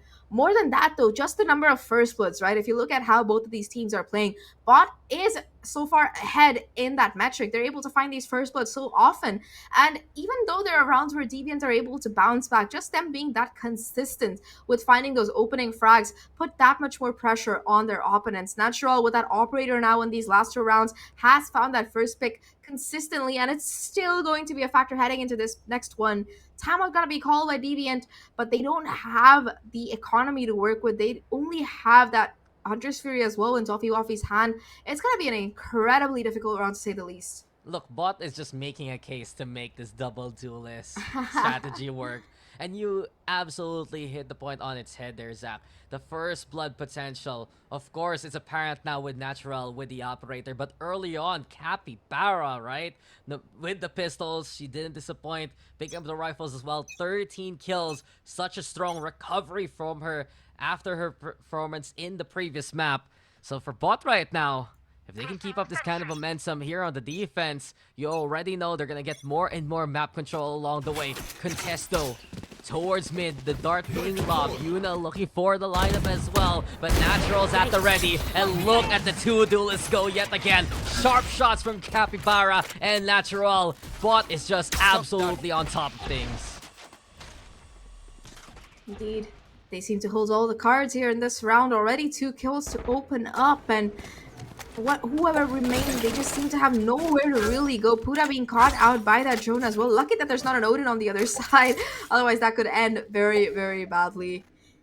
3 remaining players, though. They look to regroup, try to find something to make it work. Bittersweet still there, though, watching the cross, watching the angle. Just so difficult for Deviant to make any kind of headway. Paranoia will let them at least a little bit of space, but again, just that smoke and recon combination lets BOTT get into a good position. Akari already able to find that first one, does get a trade though, and now it's a 2v4. And the answer immediately with the Paranoia here from Lina Screen. The pressure's already on, and BOTT are looking to come and collect. Well done though by CJ to still fight back. A fighting chance here, the 1v2, teleports on over, left. And might surprise Natural here. Ooh. There you go, hits the head, but Metawin will make sure that she is dead. BOTT takes this lead. Here. Could have been a win there for CJ Sakura. Super well played, but just didn't expect Metawin to still be in that corner. The positioning there being held by Natural, it kind of made sense that there was another player who had already pushed up because they weren't really watching for that lane angle, especially with the sound of that teleport. But nevertheless, Metawin's slightly unorthodox position does net her the win. All things considered, though, that was a pretty good eco coming out of Deviant's side. Problem is that they still have to find a way to deal with that operator. So far, Natural, she's had full sway, full authority over this particular side of the map. Now looking for a little bit more with some backup. And with that operator, finally a shoulder pick not quite connected. I mean, she has been absolutely unstoppable here with the op. Across though from DV to play towards mid, instead breaking the door. They're looking to go for the rush down, but Natural doesn't disappoint with the shot. Toppy Waffy though sees her dashing back. And it's DV now who'll make it 3v3. Sights taken, exactly what Team Topaz has been looking for. They have control, they have the spike, and they're going to be able to put it down at the very least. All of them, though, playing towards the side. It's going to make this lockdown coming out of Metawin very efficient if she can get it down in position towards that side, towards that switch. That's why they adjusted the spike plant if ever. Toffee though, lobbing the recon, and Metawin goes for contact instead. Punished immediately here by DV. It's all left to Bittersweet now in a 1v2. Might realize though, one by stairs, one by lane. It's BOTT who has taken this lead away, but Deviant Topaz striking back quickly.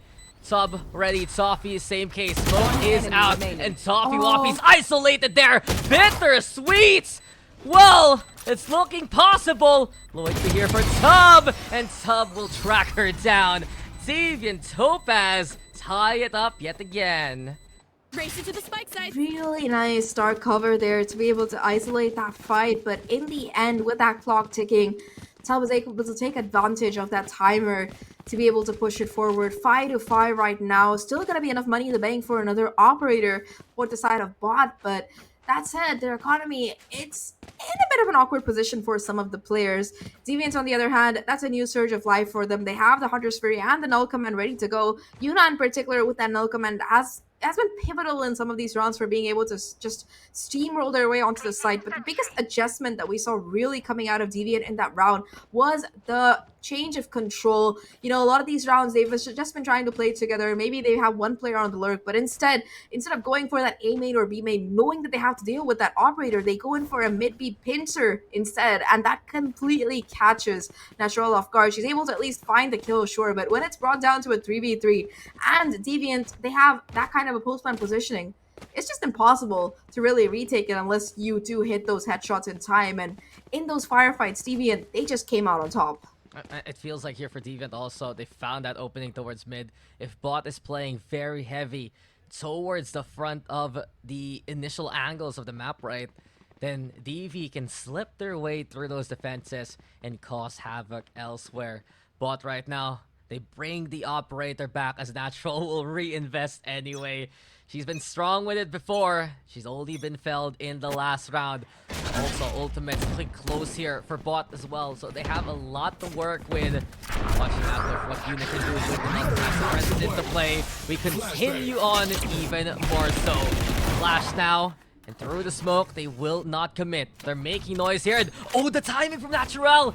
Wasn't scoped in as Tub gets back into cover. While this all happens, the spike looking to get brought towards that A side. And look who's watching. Toppy Wafty finding Natural. So that's the op gone. Orb being picked up here as well by Buddha. One away from the lockdown, but apparently Tub's the one collecting these kills instead. DV now moving here towards A. Toppy gets bittersweet after one will fall. Meta win from above as well. And it's bot right now trying to play from the tree here. Nano Swarm to go for the stall. Lockdown's gonna be there too. Desperate endeavor here from Meta win in a 1v2 set. She knows they're gonna push towards her, and Meta win is at the ready. Meta versus Buddha. Who will get the shot? Lockdown gets to detain. Hands up, and Meta win will execute. Bot will keep this lead. That was such a clutch lockdown and a clutch coming out of Meta win towards the end of that round.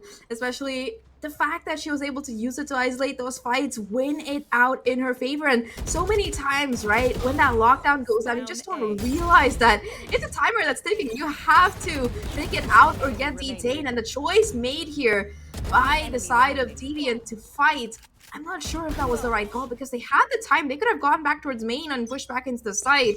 But instead, they forced the issue and Meta more than ready to punish them for it. Really, really nice run. And there you go. Bot just wants to keep it up to end the first half on the high notes. The lockdown now into play, but you know who's bringing the lockdown instead. It's Natural with the lock and key to boot. Here we go yet again. Natural with a third. She's looking for a fourth. She's hungry for these kills, and she will get what she wants. It's all left to CJ now, looking to expose Natural there. The Sheriff taps are enough. There we go with the TP on out. But the damage has been done here, Zach, and Bot will take one more to end the half. 7-5. They have a slight lead here. But Deviant, this is their map pick after all, so I'm pretty sure that they have a plan heading into this next half. But before we jump into the action, let's see what our wonderful panel has to say.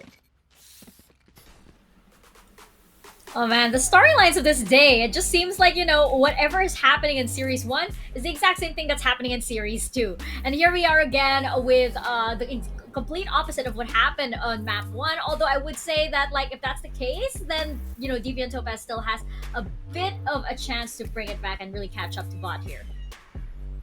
Yeah, it's kind of a bit of a flip of a coin here, right? Is it going to work or is it not? Well, so far, at least here, looking at the way Bot have been playing, it's been working out for them. I'm very surprised at how Capybara and, you know, their duelists here on the Jet, both duelists really have been performing, because it's such a high risk, high reward kind of idea for you to play that double duelist on a map like Ascent especially, and yet they're able to make it work on out. There's some wary moments here, but for the most part, they have been in the driver's seat, and, you know, with that lockdown clutch as well a while ago in the 1v1, just getting them even more confidence for the economy. They're looking pretty good moving to the second half.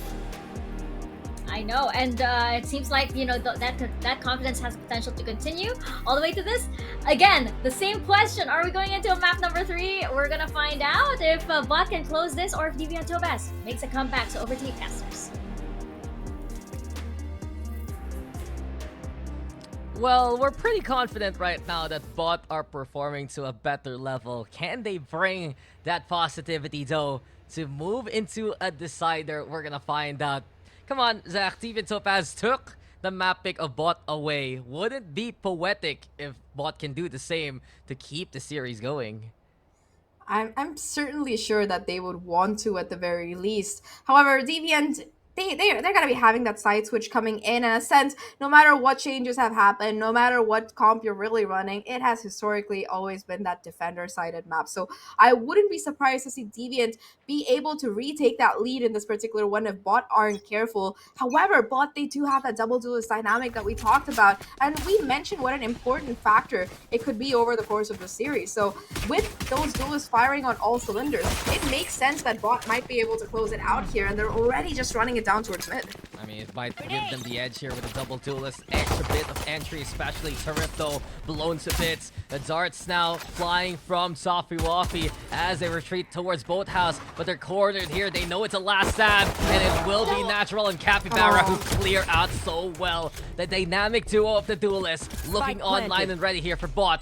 While Yuna gets one towards mid, DV now trying to play some other angles on the rating. Moving towards main, they'll meet with Betawin, who will retreat in kind. Catches out CJ though, busy with the smokes. It's Tub here with Yuna also, and Meta win. It's already in her name. Just 2 wins there, not enough for a third. Yuna with the fight back, but Capybara will get the catch. BOTT here still keeping on going. It's really risky to play both of your players towards that backside, especially when you know that you're going up against that kind of double duelist composition here, and the risk doesn't quite pay off. Not even able to do too much damage before they're finally taken down here. A little bit unfortunate for the side of Deviant, but all things considered, excellent work out of BOTT here to be able to do that. And Capybara, this entire game, she's been the one to kind of take the lead, take charge here of the rest of her team. It seems like she took me saying that she was kind of being quiet on map number 1 a bit personally. Just well, you know, sometimes you see your scoreboard and you're like, you know, I can do better. And BOTT truly, they're proving that there's so much confidence still to run this double duelist. They're ready to have an impact early on into these rounds, especially on the entry. On the anti-eco though, Metawin actually picking up a Vandal here, so some surprising firepower BOTT might bring. They do regroup now as they look to hit towards A, and it's gonna be a struggle here for DV. Buddha has a shorty while she's playing towards B. The rest of the team, classics in hand. And BOTT is whittling down this timer so far. Eventually, you know they're coming their way. Boombot though into play. Cloudburst into the dash as well. Yuna still going to corner. Capybara clears out with the judge of all things. The scan is strong, but it doesn't matter as BOTT will bring ZV to the brink of extinction. Buddha on top. Spotted out immediately. Sub trying to play towards 3 as well, but already BOTT is in control. 2 players left, so nothing much to really do here aside from maybe find a little bit more damage, but 8-5, soon to be 9-5 at this rate. It just seems like Deviant, they're trying to do what they can, a little bit of damage being done, armor being taken out at the very least, but Bittersweet quick to find the kills, and of course Natural with the judge to close things out here, find that final kill. And on this attacking side, BOTT, they look just as confident, as convincing, if not more. As for Deviant though, they might be at a little bit of a deficit, but this is their chance to really jump back into things. The only thing is that BOTT, they're not exactly struggling in this bonus round. They have a couple of rifles, they have the judge on Capybara still, so a lot of weaponry that Deviant might find extremely irritating despite their full buy kicking in. Yeah, well, for BOTT, it feels like also the adjustment to play double duelist is a direct answer to when they struggled on the attacking side versus the Hero KDA. They only got 2 rounds there in the upper bracket when they played against that team. This time around, they already got into 2 of the second half. But Buddha, exceptional. Capybara will be found. Bittersweet though, stellar trade, and now it's 4v4 as BOTT have already made their way towards the site. Natural caught that by Yuna. Really the problem here for BOTT is when they're trying to go for the escape, when they're ill-prepared for DV and the angle. Stoppy Poppy is ready. Here comes DV, looking to go for the split push instead, and now it's all left to Bittersweet. 3 against her, and well, there is just nowhere to hide. Deviant Topaz will bring it back with the buy. Really, really nice here. Of course, that opener coming out of Kuda was nice so that they could at least keep the numbers in, but despite it coming down to a 4v4 in the middle, the fact that that recon out of Toffee enabled them to take out Natural and just swarm on the side after that, there was barely enough time for the reposition to come in, and that was something that Deviant took full advantage of. Now, they're going to be heading on to this next round with enough money to match the full wide coming out of bot. They also have a null command available to shut down utility here. So definitely things looking up for them. The score might not still be in their favor, but they're finding their confidence again. I mean, we've seen how effective the null command has been for Yuna. It's the one thing absolutely unique here for Deviant Topaz, especially the suppress value. But Tub now dashing forward. There you go with Dart, getting the scan and forcing Bittersweet to TP on away. Link control here from DV, bit rare so far from what we've seen in this map. And because of this, bot is split into two separate forces. Paranoia also there. Seems like for Capybara as well as Natural, they want to go for the close contest instead. DB now backing on the way towards Cubby, towards mid. And it's Yuna here who is just ready for anyone coming her way. Two with the shutdown. And Deviant Topaz in control so far. Excellent work coming out so far.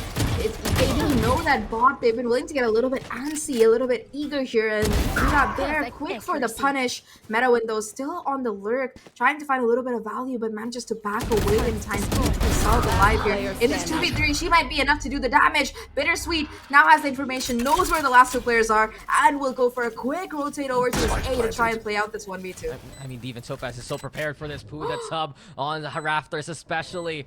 They heard that spike being planted. They just need to be careful. Though dropping down now. And well, that was close. But no cigar there for Bittersweet. Puda's prepared to make the trade happen. And Deviant Topaz, it's another one in the books for them. That could have almost gone very badly because there was a chance that Bittersweet could have had the free 1v1s, but thankfully for Pluto, she's able to confirm this final kill. Not enough time for Bittersweet to adjust that crosshair onto her head. And now that said, bots, they're going to be looking at a little bit of an eco situation. Bittersweet still going to be able to pick up that hero rifle or at least some kind of gun to back up the team, but just sheriffs for everybody else. No Blade Storm either to work with for Natural, unfortunately, so a little bit of a dry round for Topaz. Toffee Waffy, look what she has, Dax. Oh, and especially a map like this, Odin on Ascent on the Sova. Wow, Can't believe we're seeing this. What a surprise! It's as unique as can be. Yeah. I'm so shocked. You know, one of the most solved maps in Valorant with such a distinct meta composition to play double initiator. Wow. Well, jokes aside, we're in a tech pause, so we could have actually just kept going with it.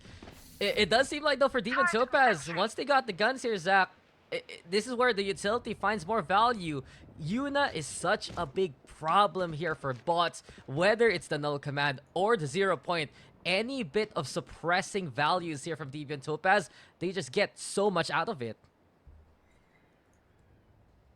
I just have no words. Deviant, you know, they started this half behind. They didn't get off to a very good start either, but the minute adjustments, they've been fantastic for this particular team.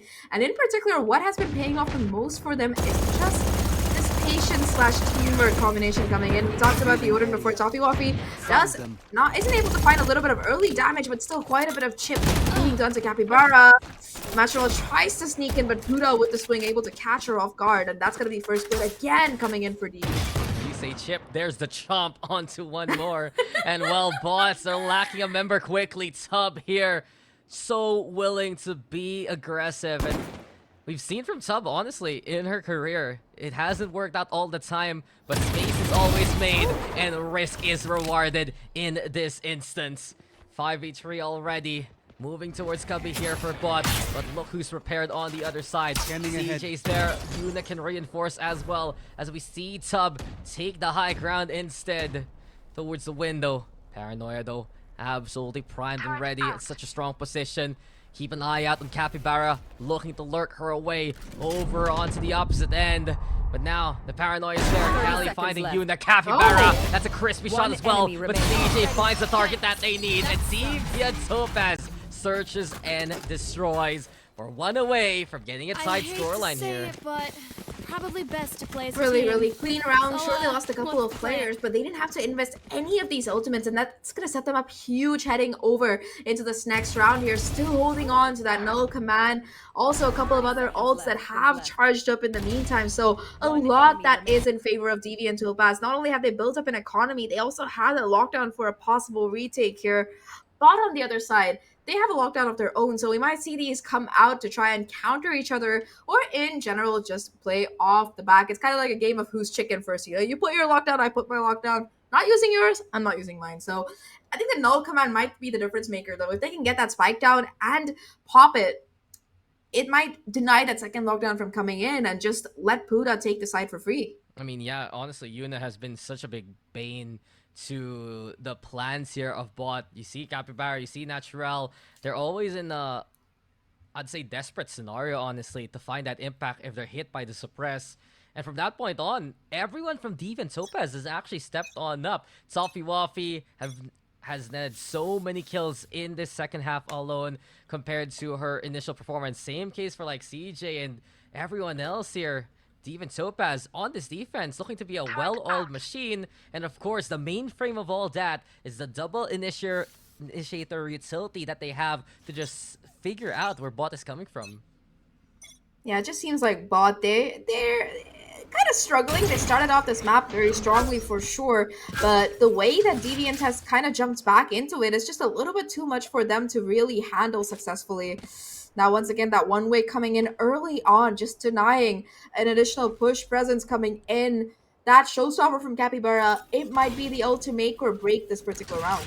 Well, bot, they're still sticking around here towards main. Slow play this time as they're trying to get the attention towards B instead. The lockdown's though prepared for both of these teams. The Cubby still being held here by Deviant Topaz, and interesting enough, Toffee Waffy as well as Puda, they're playing on the opposite end towards staircase instead, just to allow them to funnel the opposition towards lane if ever. But beyond that, bot is playing with his timer here, Zach. They're waiting for any kind of opportunity. Perhaps Kali here can pick up the orb and get that Hunter's Fury. Still cutting noise, waiting for any moments that they can work from. But even Topaz, very disciplined right now. Well done on the defense. Eventually, though, bot will be forced to go for the execute. Smokes out. Here comes the counter with the utility. Showstopper into play, but Toffee Waffy catching out Betawin. And bot now is on site looking for the plant. 4v5 for the time being. Spike is set up as well. And such a slow round in the end, though. Deviant Topaz, they are ready to go for this retake. Door is up and broken. Here comes the lockdown as well. The game of chicken you've been saying for. There's only one pen here ready to roost. And from this point on, it's Deviant Topaz who finds the farm in them, collects all these kills, and they're ready now to go for the defuse. Fragment for the stall. Flash is there too. No chance for bot whatsoever. Oh my god, it's a flawless retake. You're not losing a single player in the box. In fact, going on the hunt as well as Tub finds that kill onto Capybara. I think the highlight of that round for me, though, was the moment you hear the words fire in the hole, immediate null command from Yuna to just deny it. Just not happening. Deviant Topaz, the protocols throughout the round were perfect.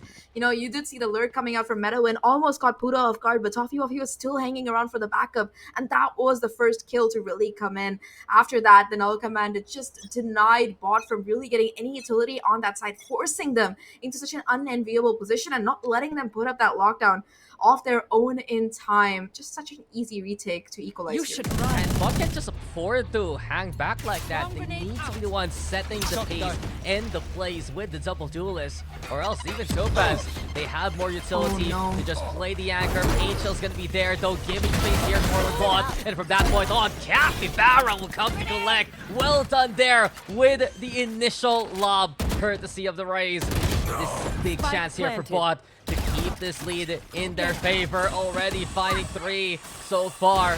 You hear the voice though. Remaining. It would be hero time here for DV as Capybara is just keeping on with the pressure. Well, Tub, what can you really do in a 1v5 ace clutch? You know how difficult that truly is in these scenarios. Bot is all over the place, and well, it's the first maybe a chance, maybe a hope. Updraft, sure, but down she goes.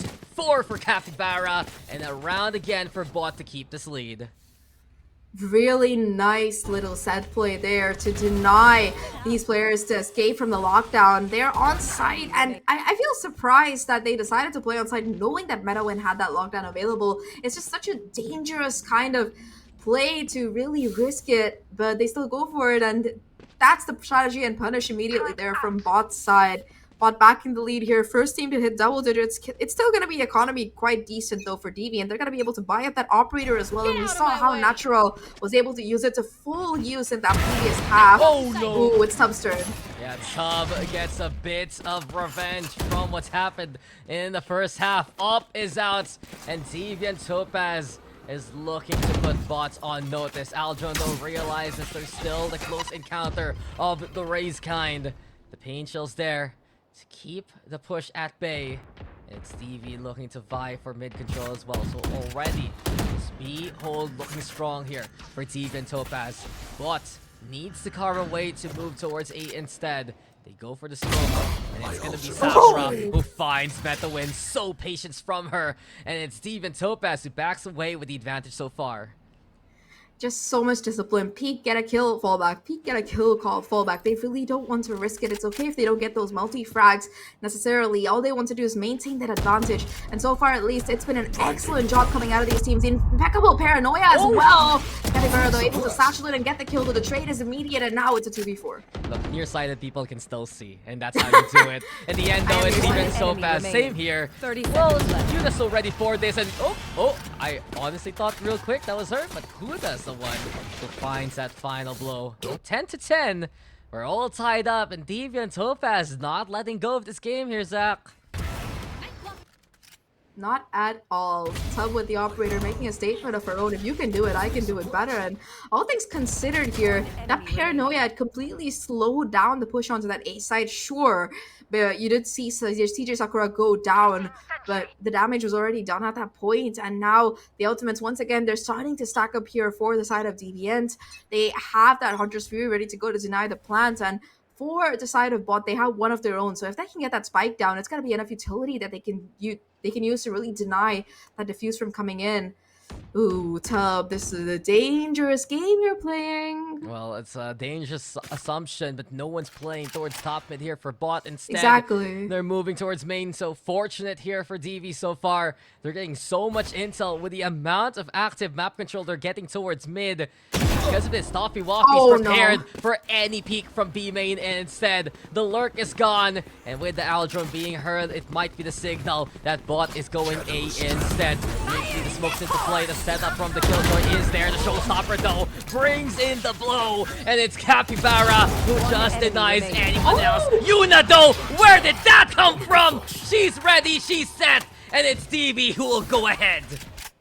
Sprayed out of the century there for Yuna to find all 3 kills. Absolutely insane. Sure, you do see that, well, Buddha goes down, but that was just a ritual sacrifice for this exact situation. Insane shots coming out of Yuna. One off that null come out once again. And, you know, throughout this day, I feel like the most impact that we've seen on every single matchup, the previous and this one, it's been the initiator players. And for Deviant, it's Yuna making the statement today. She's like, you know, you guys talk too much about the duelist. Who cares about the jet nerf? Talk more about me. Hello? I mean, Yuna has been one of the most exceptional players we've seen from Deviant Topaz. CJ Sakura as well added into this roster near the start, really, I believe, of the LCQ run. Still, though, Deviant, job isn't done, but they have a distinct advantage. Rifles ready, Op is there too. A hero rifle in the clutches of MetaWin so far, but the Aldron already spotting out Cali here by Rosa. So, can BOTT aptly navigate their way towards A? Capybara gives them a chance. He's been stellar in this game so far. Picks up the rifles as well, and Glass backs away. But it's Puda on site. Looking around towards Hell. Alarmbot gets the trigger, and Puda is prime and ready. She gets 2 before she's spelled. It's 2v3 now, as Cali will try to play with the rifle. Spikes planted though, Bittersweet picking up a gun as well. Crosshair perhaps being set. Still some handles here for DV to work with. From the shadows to play towards Wine here. Main is where Bot is at. Cloudburst is into play. And now we got Tub going for the defuse. Hunter's Fury though gonna be the call. And Tub will get half. An updraft there to get the hell away. Spotted though by Callie eventually with the third shot. But Toffee Waffy, she is just there in your face. It's Toffee Waffy time, and it will be DV on series points. Incredible round there. The thing is, Deviant, they knew that the Hunter's Fury was going to be a factor in this particular retake. They didn't have the smokes either, so Toffee had to play aggressive. The fact that Tup was able to get half the defuse before being taken down just made things so much more easier, especially with Deviant being able to trade out their numbers advantage to a T there.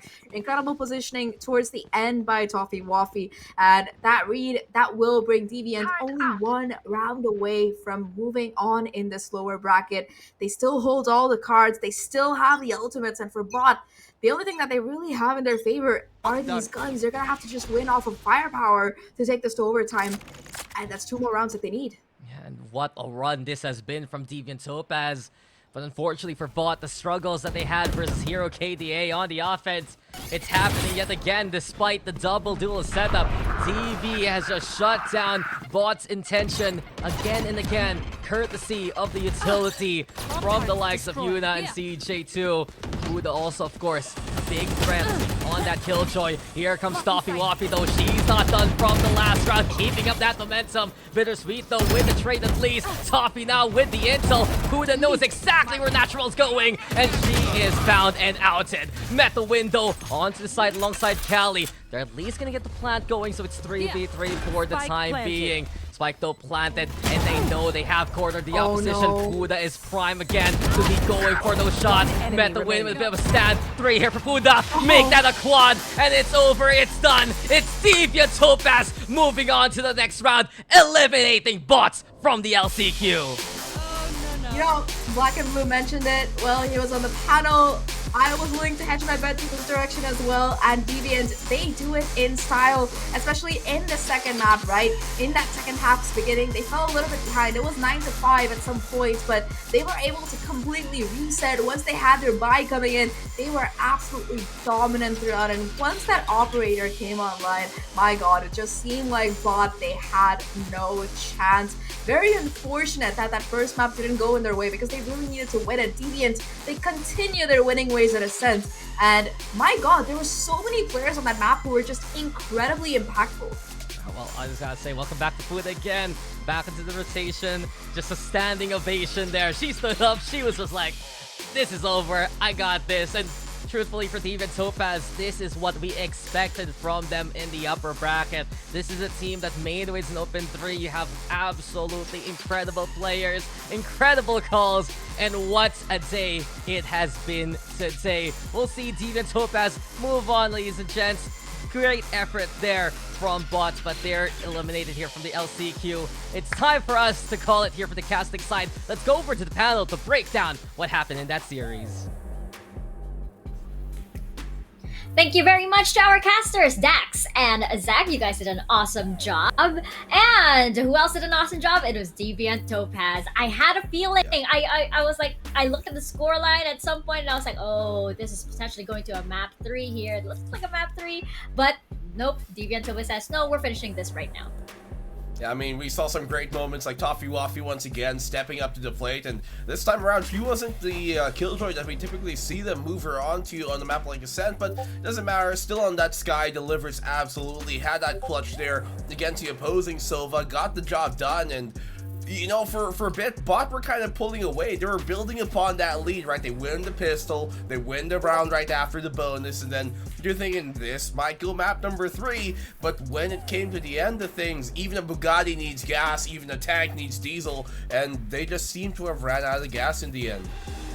Yeah, and that was unfortunate for BOTT, and this is an elimination match, so this is it. This is the end of their journey here at VCT Game Changers APAC. For Deviant Topaz, though, they continue, and I'm happy because it seems like the team, you know, they really found this kind of a synergy here, particularly on the last map on Ascent. You really saw each of the players actually get their own moments, right? You saw the picks coming out from Tub. You saw Puda with those, you know, with those clutches really being the anchor of those sites, right? You even saw the 3K from Yuna. So I really like how they were passing around this kind of momentum and this energy, and they really hope, like, you know, this carries them through the lower bracket.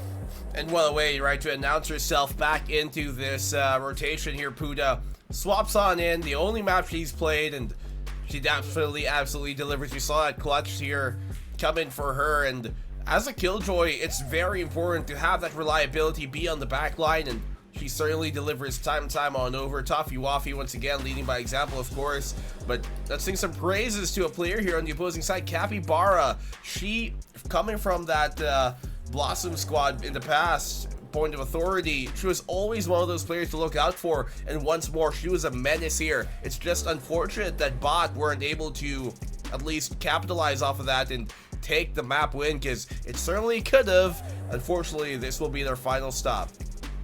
Yeah, they had it in so many rounds, you know, and this must be so frustrating for them because they were so close. And I can honestly say, like, for this map, you know, they were actually just outplayed, right? There were so many rounds where it was, you know, down to the wire, or it was just that, you know, the positioning of Deviant Topaz just really carried them through and gave them more favorable angles. But on bots, I can honestly say that a few rounds wherein they made, like, you know, very, very grave mistakes here. And I think that, you know, there is a lot of potential for this roster. It's just this own kind of roster mania that's happening here at Game Changers that is mixing things up. Good thing though, for an IGL like Toffee Waffy, it seems to be no problem at all, Black and Blue. Well, she had an almost 2.0 KDA, and that's absolutely huge to have from especially a Sova here in this case, leading by that example, as we said, first and foremost. But it really came down to as well the retake game here of Deviant Topaz. I think they're able to win like 4 different retakes coming in that second half. It just made the post plan so much more of a unreliable aspect here. If you are BOTT, it made it a much bigger, you know, liability, and you can never have that, especially on the map that you need to get every attacking round as much as possible. It just became such a big liability here for BOTT that you can tell that Deviant Topaz, they knew we don't have to anchor down the side every time. We can play that retake and they can do it quite effectively. And that was that calm decision making, right? The ability to be able to call things like that, where they could just hang back and, you know, you just say it's okay. Well, let's put ourselves in a more favorable position to win this round. And it's something that, you know, that really shows, like, again, a testament to Toffee Waffy and her ability to really keep the squad together, because there are so many. If it was down to like individual plays or something, you just know somebody would be rushing on in there, but she was able to just rein her team together. Considering also that they did have a last minute change to their roster, right? I believe Sakura came in just for this LCQ. So you know, the fact that everybody, like, especially on this map, it seems to be on the same page as a testament to her. Fortunately for us, we get to actually talk to her a little bit here on the panel. So let's bring her up to your screens for a very quick interview. Toffee Waffy, are you there? Oh. Hello. Hi, Toffee Waffy.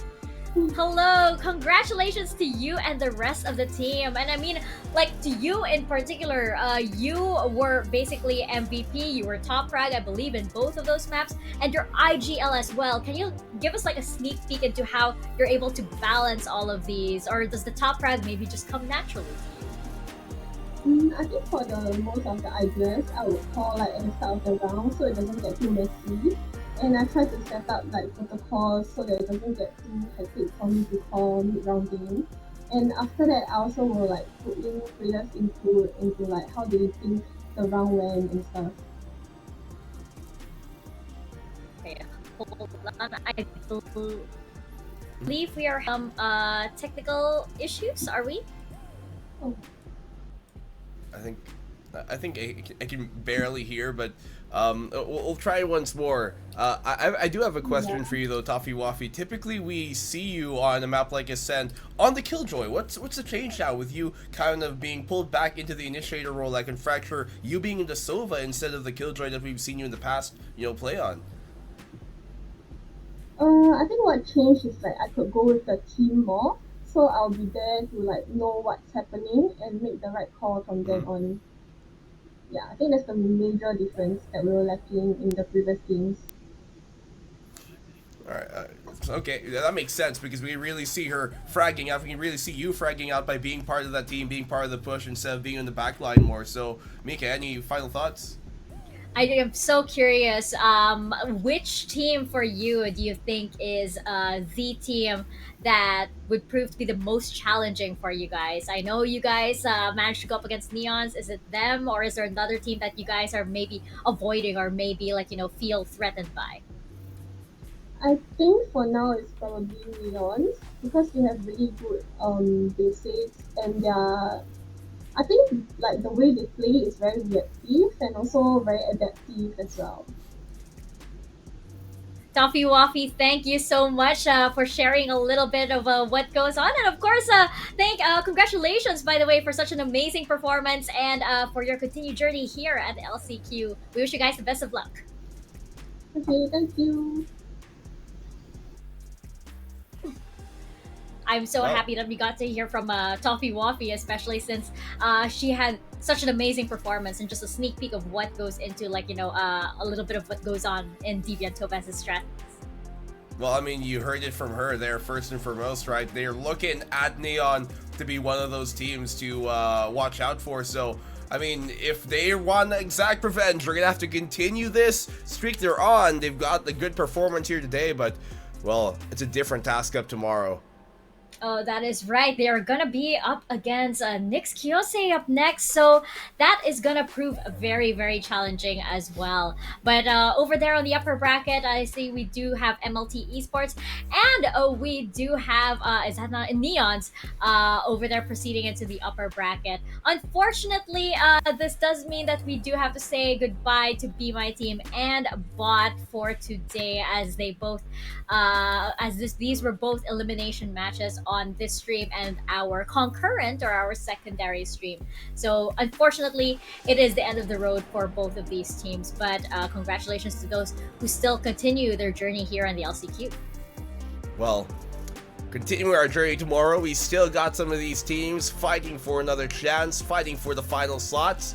We got the Hero KDA versus Nana and friends, who we're always big fans of their logo, but I think Nyx has won my heart. Look at that. It's a cute cat! It's a cute cat. It's the ultimate cats versus dogs kind of thing. I say, why not both? Unfortunately, you can't have both for tomorrow's matches because they will be up against opposing teams. And then you have MLT versus Neon in the upper bracket.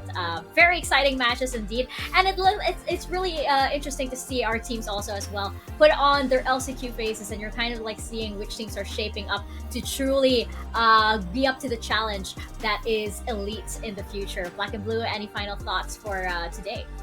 Well, I think one of our matches went the way that we expected here and for Deviant Topaz, but the other big surprise coming from Neon and some big players making some big time moments that I can just be even more excited now seeing at how our first 2 days have kind of encapsulated everything. And even more excitement to come tomorrow when the matches continue. It is going to be our penultimate day for LCQ, so going to be very exciting indeed, as we do have more eliminations coming up. And of course, we will find out who proceeds over to the grand finals and remains to be the one to beat so far. So hope you guys will stay tuned for that.